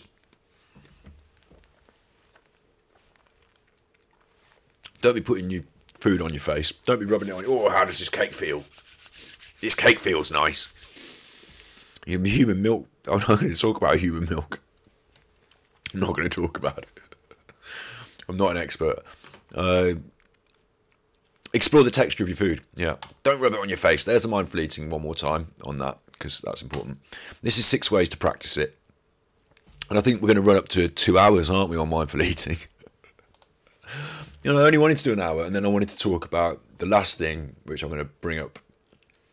Should I do it now? Look, save the planet. Save the planet. Shut up about your veganism. I'll just quickly bang through these then, because this was fun, this one. 6 ways to practice mindful eating. It's got your mind less and your mind full. Mind less, eating past full and ignoring your body's signals. As we learned today, it takes 20 minutes for your body to tell you that you're full. You carry on eating in that 20 minutes and then you feel full and you've eaten 20 minutes too much. Oh, mindful eating. Listen to your body. Stop when you're full. Take some time. Pace it out. Get used to the idea. Eating when emotions tell us to eat. That's bad. That's mindless. I feel sad. I'm going to eat it. Choff one of them. I'm bored. What's in the cupboards? Eating when our bodies tell us to eat. My tummy is rumbling. I feel like it's been a while since time for lunch. That's mindful. Mindless. Eating alone at random times and places. I don't know about that one, eating alone. I don't know, is it? Because I thought eating with others at set to, oh no, yeah, mindful is the eating with others. I thought it was eating on your own and concentrating. But no, you can do it with others. You can do it with others. Not randomly. Set times and places. Meal times. Not just, oh, I'm walking past Mucky D's, there's a whoopie burger, I might as well have one. Eating foods that are emotionally comforting, that's mindless. You're allowed to do it sometimes, it's okay. But eating foods that are nutritionally healthy, that's mindful. You're supposed to do it more often than not. Not just supposed to as well. And they're not mutually exclusive. Nutritionally healthy can be comforting. It's just that you've been taught to eat these unhealthy foods when you're sad and when that's what they've been offering you. They've not been coming to you with the good nutritional foods. And when you're sad, chicken soup, the Jewish mother's concept of chicken soup, even though I'm a vegan, it turns out that in chicken soup there is some goodness. Some like natural penicillin-like goodness. Science, trust me on this, science. It turns out part of the process, the chemical composition, there are goodness things in it that are good for you when you're poorly. It's not just a random. But it's chicken, that's bad for the vegan. But, you know, it's comfort food, but it's good for you. It doesn't have to be that nutritionally healthy equals not comforting and rubbish and, oh, I hate the taste of it. You can really enjoy the taste of something that's nutritionally healthy. You can have both. You can have both. Live the dream, baby. Live the dream. Eating and multitasking is mindless. I'm eating this cake while I'm talking to you. Naughty, mindless. Eating, just eating. I'm going to go and have my dinner and sit down and eat it. Not going to do it when I'm doing the other thing and mindlessly. Eating and eating is a thing. Yeah, mindful. Mindless, considering a meal an end product. What do they mean? What do they mean? Considering a meal an end product. It makes more sense with the mindful aspect. Considering where food comes from. Consider where it comes from. That means not just having it and it's an object and it's done, but considering the backstory, where it comes from, why it's there, how it's there, what's going on. That's your ethical that we were talking about earlier. That's your ethical. It's important. It's not just important to you and your mindfulness, it's important to everyone. It's important. Mindful kitchen, we haven't got time for this. Because considering where food comes from, how does going vegan help save the planet? Oh, he's not going to make me be a vegan now. Oh, he's not going to make me be a vegan now. But we all know this, don't we? I'm not going to bang on about it too much. They put a picture of a sprout because they are wankers. Like, we don't, oh, it's a planet. Oh, I see. It's clever. It's a cabbage and a planet. But you don't need to do that because the organic nature of Earth is that the Earth... You didn't need to turn it into like a cabbage. It's not that vegans are anything to do with cabbages. It's not that cabbages are synonymous with veganism. That Earth, without the cabbage bit, that Earth, that's vegan, isn't it? That's all the stuff. All the vegetables are on the Earth, the water, the grass, that's the Earth. That's what we're about. You don't have to cabbagize it. Don't need the cabbage bit. I mean, cabbages are nice. I actually like cabbage. A nice bit of fried cabbage. I like it. But you don't have to do that. You didn't have to make that connection. Because the Earth is organic. The Earth is a great big living, you know, got confused there, didn't you, with the old cabbage. And complain, here's the vegan. Complaining, isn't he? Complaining about this. You like kimchi? Kimchi's nice, it is. And our friend, LA Devotee, will know all about kimchi, because they're in Korea. Kimchi, yeah. Kimchi's cabbage, it's nice, so it is nice. But let's not tar vegans with this funny... you know, silly green brush. Not unnecessarily. But the facts are, it's saying it here in the Wired. So Wired is science, isn't it? Is it? No, yes. It says at the top, Matt Reynolds, Science, Wired, magazine. It's facts. It's facts. We eat way too much meat. This is the UK facts. All those animal products have an environmental footprint. It's bad. It's not just carbon dioxide. It's not just that all the animals produce loads of carbon dioxide. It's not just that they're bad, the treatment of them, and they feel bad. That's the sad bit, the bad treatment. You know, you see those lovely lambs in the fields and they chuff them up, don't they, and then people eat them. It's not just the carbon dioxide. It's all sorts of business. It's all sorts of business. 75% of the, you know, the ground's being used for the farming. There's all the facts. Look into it. What I wanted to go on and say, this is my article in the Independent as well. Veganism is the single biggest way to reduce our environmental impact. A study. This is 20th September 2020, so it's new news. It's environmental studies. It's facts. Have a look. What I wanted to say though is, look, this is Satan. What? Satan? What? What's Satan? Like Satan's into cooking and barbecues. What? Satan, that's not... Satan's the devil. He's got funny horns and he comes at you. Woo! Or woo! Or whatever. He's not this. This isn't Satan. What are you on about? That looks a little bit like meat.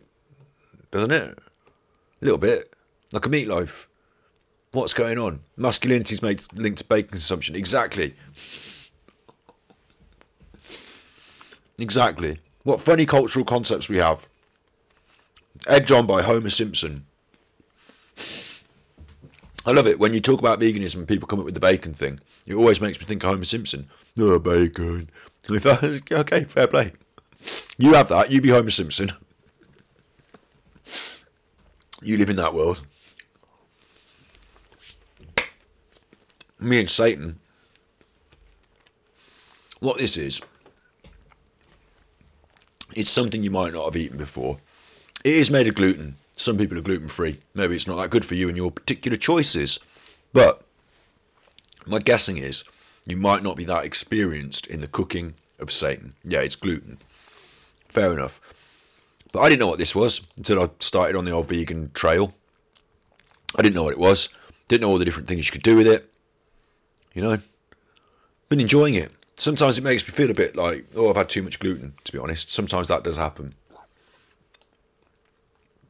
So what? This is it. This is Satan. What am I going on about it? There's a whole world. There's a whole world. Oh, I'm closing my eyes. It's starting. Oh, there's a whole world of foods out there that are vegan, that are non-dairy, that are probably gluten-free as well. There's a whole world of them. This is 10 unusual vegetables. I've grown that radish. I haven't, not that one, but I've grown radishes just like them, watermelon radishes.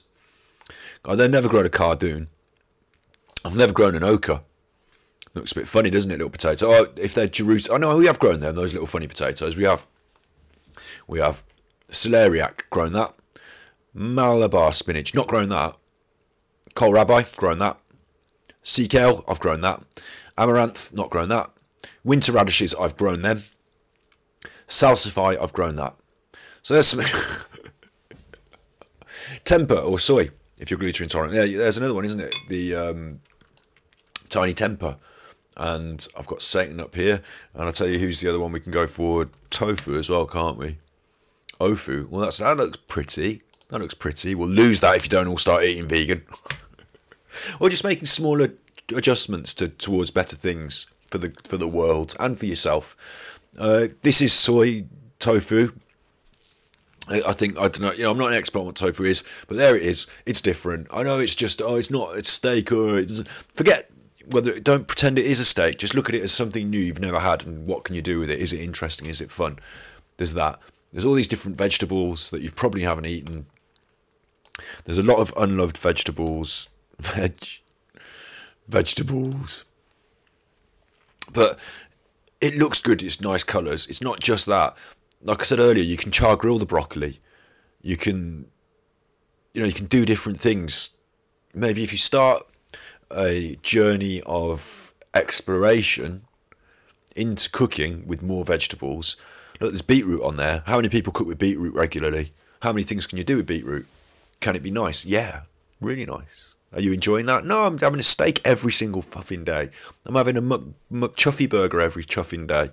Maybe those choices. No, maybe that's not the choice. Maybe that's not the choice. I don't know. It's up to you. Get a good tofu press. Look, you see now, Snips is well ahead of the game here. I'm preaching to the choir here, but my general point is that being vegan is not a cutting off of your leg. It's not a throwing away of all the things in your cupboard that you really enjoy. Some of the things you might choose not to have in the long run. You might still eat the final jar of whatever it is that's in your cupboard. You might not feel like it after you've thought about animals deeply enough. But maybe you still do, whatever. You know, it's not going to harm me to go and have a McWhoopie burger. I'm a vegan. I haven't eaten, like, you know, these sort of things in a long time. But I have eaten these things, these vegetables. But, you know, I can go and have a McWhoopie burger. It's probably going to make me feel a bit, but I can have it, whatever. It's not going to destroy everything in one go. It's not a big thing. It's just a little process. You start getting soy milk. You start not buying the cheese anymore. Just little changes. And then you start discovering things. This is a good picture. In the middle of this one, come on. In the middle of that one, that's pak choi. Now, pak choi is not the usual vegetable that everyone's always eating 9 to 5. You know, you don't have a steak and potatoes and pak choi, do you? Not always. But these varieties, these other things start becoming the centerpiece in your dishes more. You start to enjoy the exploration more, and these things start to sing more and become more main players in your dinner. And when you're doing that, can you donate that stuff to a food pantry? I'll tell you what, I have an allotment, and sometimes I'll grow too much stuff and they don't want it. They don't want the donations in foods that can spoil. So instead, I just give it to my neighbours and my friends. But yeah, fresh vegetables and other things. There's a whole world of it out there. And it can be exotic as well. It can be like... I put Asian vegetables.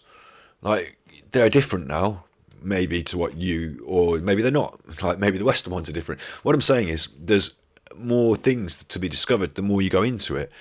And so, Thai cooking, you know, Japanese cooking, there's lots of things there to discover and enjoy as part of your mindful eating experience. Because now you're not just shoveling in the whoopie burger anymore. You're going on a global tour of novel and interesting ideas, sampling things, exploring. And there's restaurants out there that provide that sort of experience for you. You know, you can go to these different places around the world without having to visit the world. They've brought it to you. So, you know, a lot of people choose to go to the same restaurant over and over because they like the way they do that one thing. But even though it seems like a bit of a risk to choose some food you've never had before, like, maybe it's more fun in a way. So that's my little plea and what am I saying? That's my little explore new tastes. You know, that's my I can't think of the word for it. It's good. It's good. It's good. And veganism is part of it. It is part of it. I'm not rabbiting about animals at you. It's just good for you. You know, I'm helping, throwing you a rope, not a bone. But veganism is important. Look, I just pressed the wrong button there. It went to the news. We don't want to see the whole news media. Don't show us all of the news. So that's mindful eating. It's not just about taking time when you're eating to savour the flavour and the taste. Yeah, absolutely, it's that. But it's also taking the time to make good choices about what you eat and to think about the wider context of why. So you be good, my little podcast. You be good. If I choose to edit it here, then I can chop. I had some other little bits and pieces to look at as well. Mainly, it was going to be, I was going to read my little script, but I don't think I'm going to do that now because it's nearly dog walking time. My vegan videos on Battery Exhausted. Oh, well, this is part of what I was going to talk about. I had talked about it briefly earlier. I've done a new channel for Mental Health Monday. I've destroyed Battery Exhausted now. I've destroyed it. I'll show you some cool stuff. You'll think it's funny. Even if I just search it up through this battery Exhausted. Will it do it? Look, yeah, it does it. I've never searched on YouTube on this channel. So when I search for battery exhausted, it brings up what it thinks I might want to look at. Nikon cool pics, Sony, no. It thinks it's about cameras. It's not, it's my effing channel, mate. So it will bring up my battery exhausted because it knows that I'm looking for that. But really what it's bringing up is this sort of stuff. So that's, oh, thank you for my 10,000, fucking it. I don't swear again. You made me swear. That was just contribution has made me swear. But I really appreciate it. I really do. Thank you.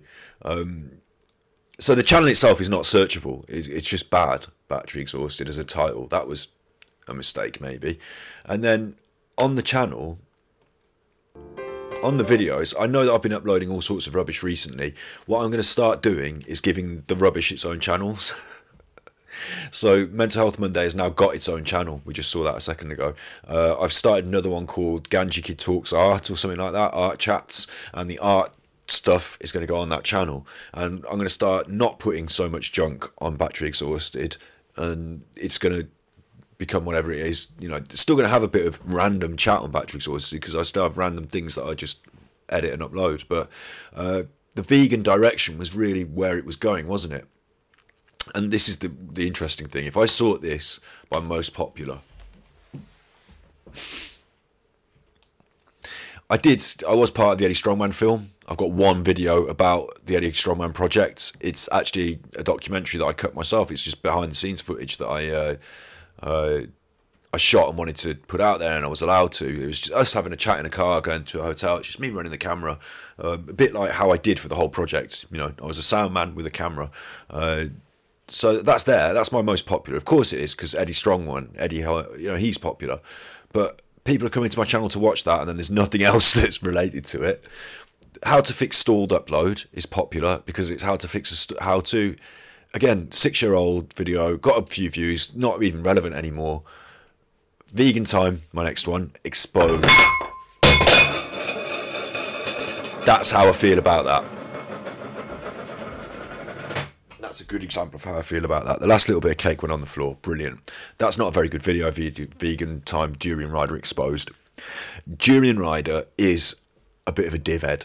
So in the video, I wanted him to feel that stupidity. I wanted to feel stupid.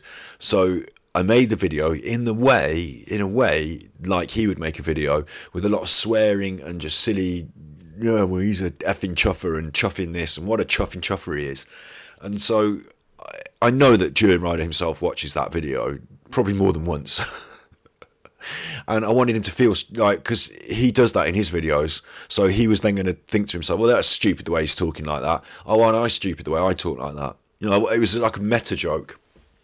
It doesn't come across very well, and I do a lot of swearing in it. So I think I still stand by the things that I said in it, but I just wish I hadn't sworn all the way through it, and it's there now. And that's the thing that brings the most vegans to the channel. Even though there's a lot of vegan material, that's the one that brings them in. And they might watch that and think, well, I don't like this chuffing chuffer who's doing the swearing like Durian Rider does. It's just a bad thing. It's just not a good, you know, it's a big mess. I stuck my little nose in there. I said my chuffing thing. And that brings people to this channel. And the third one, the fourth one, this, the top, everything else down here, even Mr. Crow, is not hitting big views. You know, we're not hitting big views down here. All the rest of it. All the rest of it. But, and of course I took a big break from the channel, so that kills it if you don't keep uploading. Those videos guided me in the right direction, helped me consider previous mistake. Okay, yeah, we're getting onto that. We're getting onto that. I'm coming to you. In fact, I'll directly deal with that, and then I'll talk about this Benzin Bowden hacker in a second. So the vegan videos are here. They started coming out when I did vlogging. I did a potato reveal, vegan grunge vlog, talking about apprenticeships, the way I talk about politics. But they are here. There's one about advertising. And then I start talking, you know, I find a voice about veganism. Crickets, what is veganism? I find a little bit of a voice. I put some of those, there should be more. Vegan time, vegan time, vegan time. Yeah, so they are there. But the channel wasn't a vegan channel before that. So this one, Benson Bowden hack, this is one of the vlog channel videos. We got a rotivator, right? And thank you for your nice comment about the videos, the vegan videos. Thank you for that. If it's helped you, then it's done enough work. You know, little ripples spreading the message. It's good, isn't it? The Bowden hack video, we built the rotivator for the allotment, and I just did it for a bit of fun and made a video out of it. That gets all my views.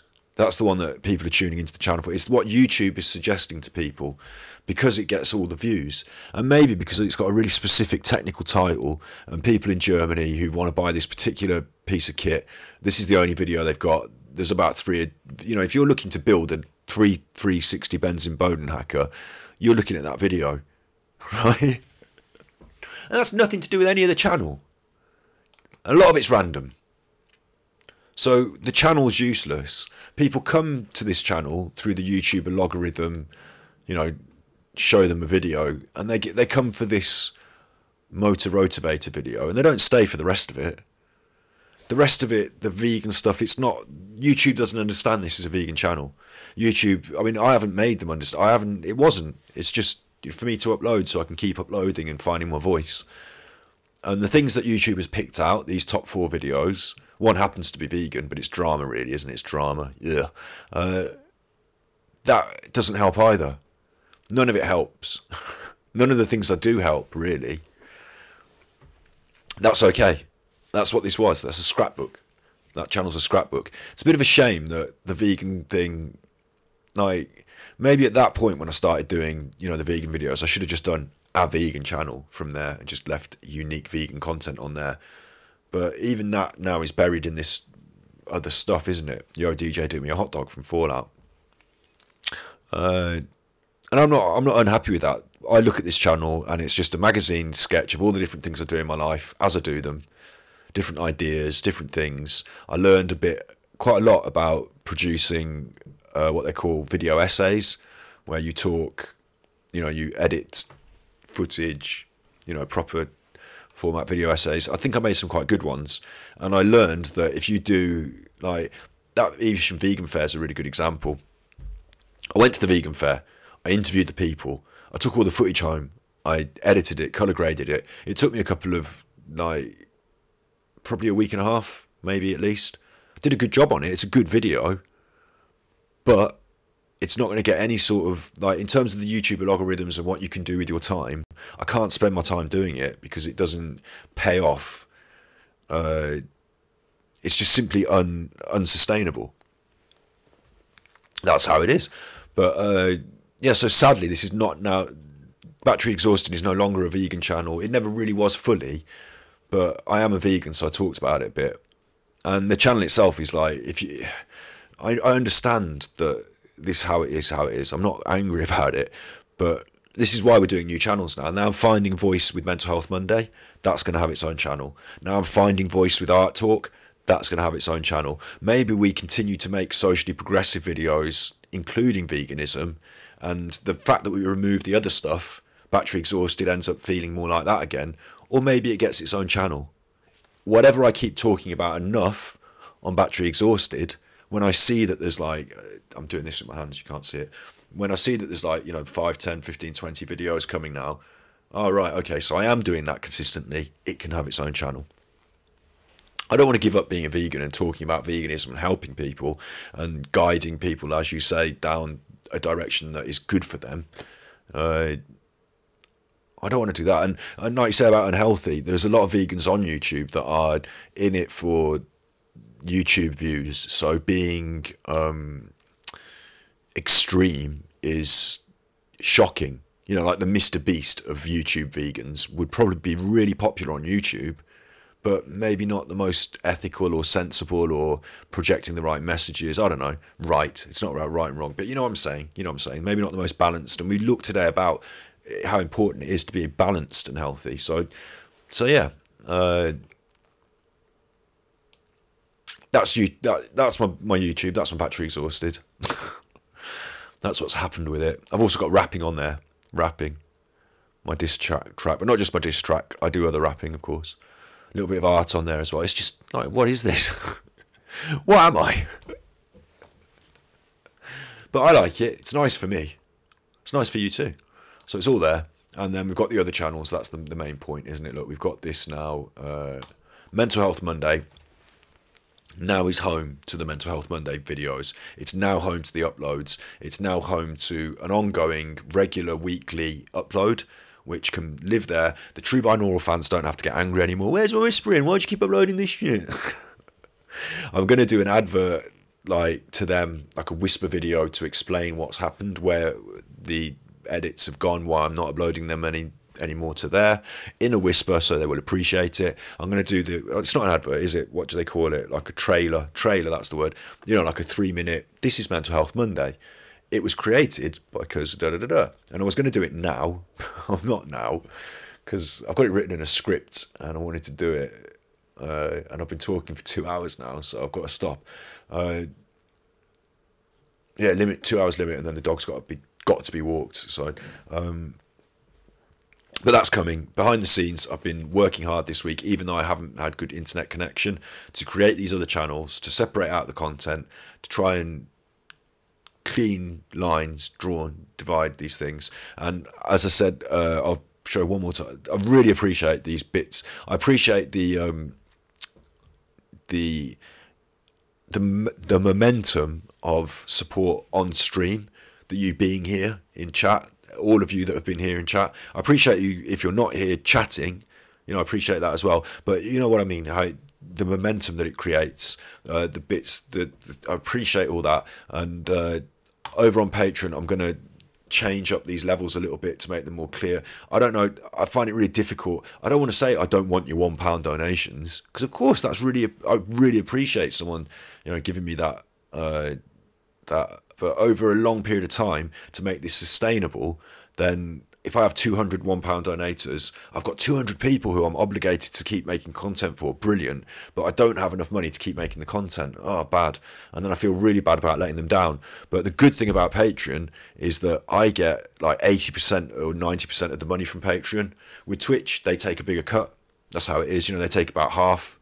That's how it is. That's fine. I still appreciate it. I still think it's really important to keep this momentum going on Twitch.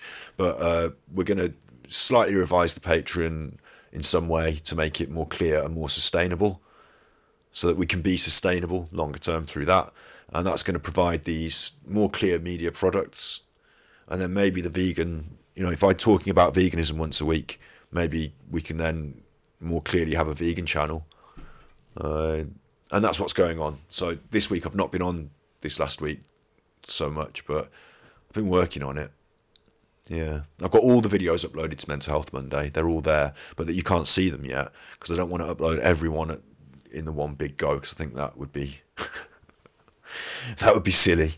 What I'm going to do is I'm going to upload a new one each week, every Monday. This one next Monday, and in the week I'm going to upload one of the old ones as a re-upload. Like, it's already there. I'm going to release one of the old ones as a re-release, so that the channel eventually has everything. It's all there on Mental Health Monday. True Binaural can go back to being just ASMR. The people will be happy about that. They won't be happy that I hardly ever make ASMR. You know, I made my last ASMR video some months ago now. I did a more arty, it was whispering, but not so much of my face, none of my face. And I did another one which was the hypnotism, the Crystal Palace of Colours was the whispered guided meditation, and the ones I made recently were like a follow-on of that theme. They're not whispered, but they're guided meditation hypnosis. That's really like my best, in my opinion, my best. But you know, my latest thing should be my best. I should be trying my hardest to do my best work, and a much more better script, a much better delivery, a really good guided meditation hypnosis video. The Zelda and Skyrim editions of Crystal Palace of Colours, now the Crystal Palace of Sound. And I was going to hold, oh yeah, we'll talk about this quickly as well. I tried to do this earlier in the week, this housekeeping. Need donations to keep the content going. Yeah, exactly. That's exactly what it is now. It's exactly like that. I did the ASMR initially just for fun, because it was a hobby that I wanted to do. But if I'm going to be a media producer, I can't do it if I, you know, scratching off the government. I've got to put that money, I've got to show the government that I'm earning so I can pay them taxes. They want me to pay the taxes and other things. You know what I mean? You know what I mean? We exist in this world, don't we? Yeah, I have to make it sustainable. We do it together. We can drive it together to a point where a sponsor gets interested, maybe, and they can help make it sustainable in another way. So I'm not just like begging you for money to keep doing this. You know, I'm going to do this. I'm going to work hard on it, and we together are going to make it sustainable. That's the idea, isn't it? Yeah. The old videos are great. There's so many. Exactly. And this is something else we're talking about. Someone asked me about adverts. A long-time supporter of the channel, Carla, said that she wanted to turn the adverts off. I think you can ad block. I think you can do that. I think there's programs that can ad block. But I only turn the adverts on True Binaural as an experiment to see. We're not going through the whole advert thing now, but I was told that if you didn't have adverts, YouTube wouldn't suggest your content, so you get more views if you turn them on. And also, then I was told, and it was evidenced in the news media, that YouTube were going to run adverts if you weren't monetized. They were going to do it anyway. So the only way to have any control was to monetize and then tell them what kind of adverts they could and couldn't run. So we've been through that. I only make, like on a good month, I make $20 off YouTube. On an average month, I make between 8 and 10. That has to get processed through YouTube system. They take their little cut or whatever. Like at the end of it, I get about $60 every 3 months or 4 months or so.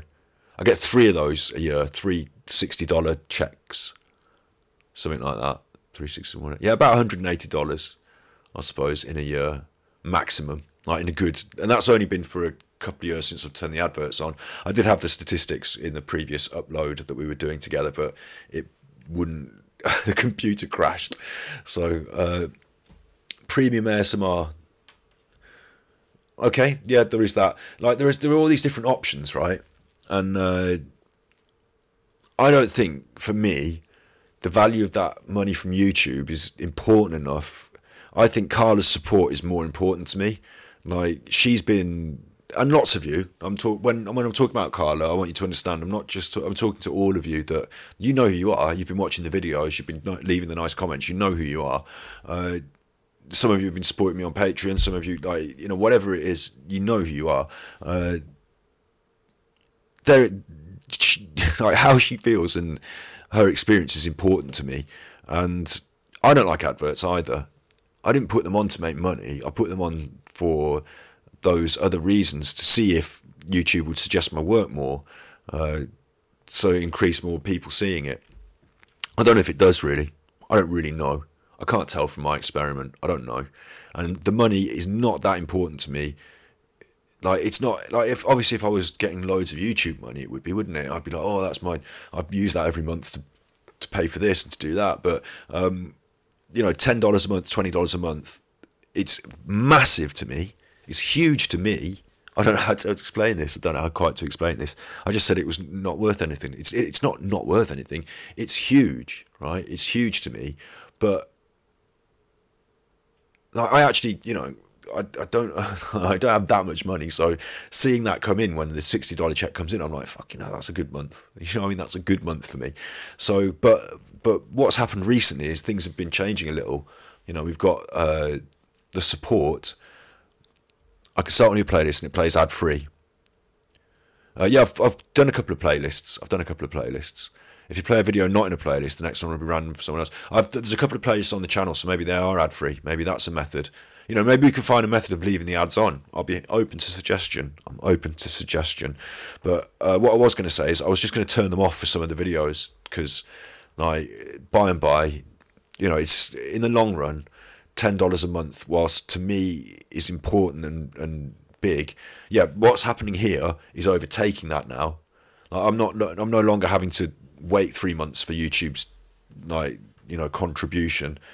You directly have already contributed more to this stream directly. Snips, you just now with your thing, haven't you? So, you know, I don't have to worry so much about that. One supporter on Patreon can pay effectively to remove all the adverts for everyone, can't they? And that's, other people do that. They have goals and they, you know, they aim towards, well, you know, isn't it just easier for me just to remove them? And then, you know, I lose $10 a month, which it's hard to explain. It's not, it's just, it doesn't sound like a lot of money, but to me, it's like, it's like, if I don't know how to quite, if I can say to somebody,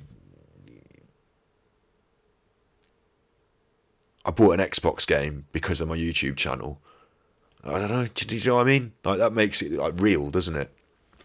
I don't know, but it's not that much money that I have to stress about losing it. I'm probably being silly here. It's probably, you know, in the long run, oh, that's my retirement money. That's my maybe I'll turn the adverts on when I retire. But yeah, I think, you know, for the good of Carla, for the good of you, I'm happy to experiment. I won't turn them off every video because it's a labour. It literally is a labour. You have to go on in this. You have to go to your videos, to your money settings, turn it on, turn it off. Because there are some videos that will remain monetized, like the documentary, for example. Thank you, Nick. No, Nick's increased his pledge. Thank you. Thanks, I appreciate it. That's the Patreon on there, and I'm gonna, like I said, I find it difficult to not ask for little money. I'm not just disparaging of it, but that £1 thing, if everyone does a £1 Patreon, it doesn't work out sustainable. So I'm going to change these soon and try and, you know, try and have lofty goals, but also make it not all about that. We're going to be aiming for what it is that your patron support at this point in the journey helps us to build to the point where we can say to a sponsor, can you help take some of the weight off these patrons? And then we can get a sponsor involved, and, you know, we can be bigger and more sustainable that way, hopefully. So that's what's going down. We're going to remove some adverts. We're going to leave some on, and we're making new channels. The new channels are not monetized at all because they're new channels. So I can't earn monetization on until you get to 1,000 subscribers or something like that. Fine. We're not making YouTube money essentially, but I never have. I've never been a big YouTube earner. Like I said, it's $10 a month, which to me is, some months has been the difference between a treat and not a treat. But at no months has it been the difference between heating and no heat. So I'm going to say thank you to you for all your support over the years, and remove the adverts from the main ASMR videos. Because I appreciate your support. And I would also suggest, because my camera's about to run out, so we are going to knock it on the head now and dog walk, but I would also suggest that on my ASMR video, if you haven't listened to them yet, I used to think that what I was going to do is remove lots of videos and only keep them available to Patreons by giving them the links, and all. It's complicated and silly. With COVID, when the COVID hit, I thought people need as much love in the world as possible. So I'm going to put all my videos back up on the YouTube, because I was experimenting. Like I said, some of them were on and monetized, then some of them were not on and monetized, and some of them were on for a month here and then a month there. And I was comparing, or trying to compare these to see what it was about the monetizer. In the end, forget all that. It's not important. What's important is that as much of the work's available to you as possible, because people feel bad in the world, and the work's designed to help people feel better in a lot of ways. Some ways it's not, you know, some ways it's there to ask questions like art. I'm not going to get into me being an arty faffer at the moment. You know, we all know I'm pretentious and I have lofty ideas. Yeah, great. But the work's there available for free. I appreciate if you subscribed in the past to Patreon and got that exclusivity.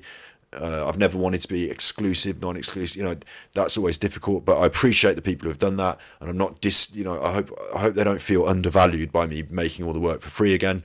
But let's just have that way. Let's just have that way. Let's just put it on the internet. It's there. No adverts.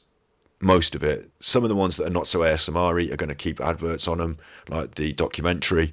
And if you haven't watched the Crystal Palace of Sound videos, the Zelda and the Skyrim one, have a listen to them, because they're pretty good, in my opinion. They're pretty good. But I worked quite hard on them, and it's a shame they don't get experienced by as many people, I guess, because they're not so much like the old school Whisper stuff, but they are quality. Let us know if you don't have heat and sensible bits. Yeah, if you see me smashing up the chairs and burning them in a oil drum in the corner, then it's time to Oh, Marlo's. Oh, Marlo's bits. Thank you. And also, it's Marlo's birthday this week as well, which I'm going to do a Marlo birthday stream. Hopefully, I don't know how it's going to work because the dog's not going to want to stream. But I was going to try and bring him in and celebrate his birthday with you. But another thing I really need to do is talk more about art. So tomorrow, hopefully, internet willing, we will just get on and talk about art and keep at it. Back to the I don't want to say grindstone. It's not a grind. You know, it's not the coal face. I'm thinking about labours, you know, about hard work. So I want to put hard work in. But it's also fun, isn't it? It's fun. It's fun. And I really appreciate everything you're doing to make this happen. So hopefully this Mental Health Monday channel now on YouTube can make a lot of people happy, especially the true binaural people who are fed up with me talking. Okay. And you be good. I'm going to go and walk that doggy. You have been good. I really appreciate your support. And yeah, I think we've done a good one today, haven't we? We've done a good one. You know it's been a good one when it's 2.5 hours and you're a bit sweaty and the time's just disappeared. Turn the heat down, save the money. I'll see you in a bit. You be good.